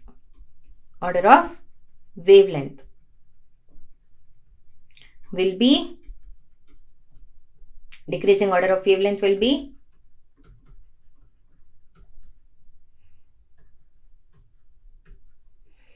then NH3 6 times, then last one. So this will observe the highest wavelength. So NiH2O 6 2 plus. So the decreasing order of the wavelength will be opposite to the increasing order of energy, because energy and wavelength are inversely proportional to each other. As one increases, the other decreases.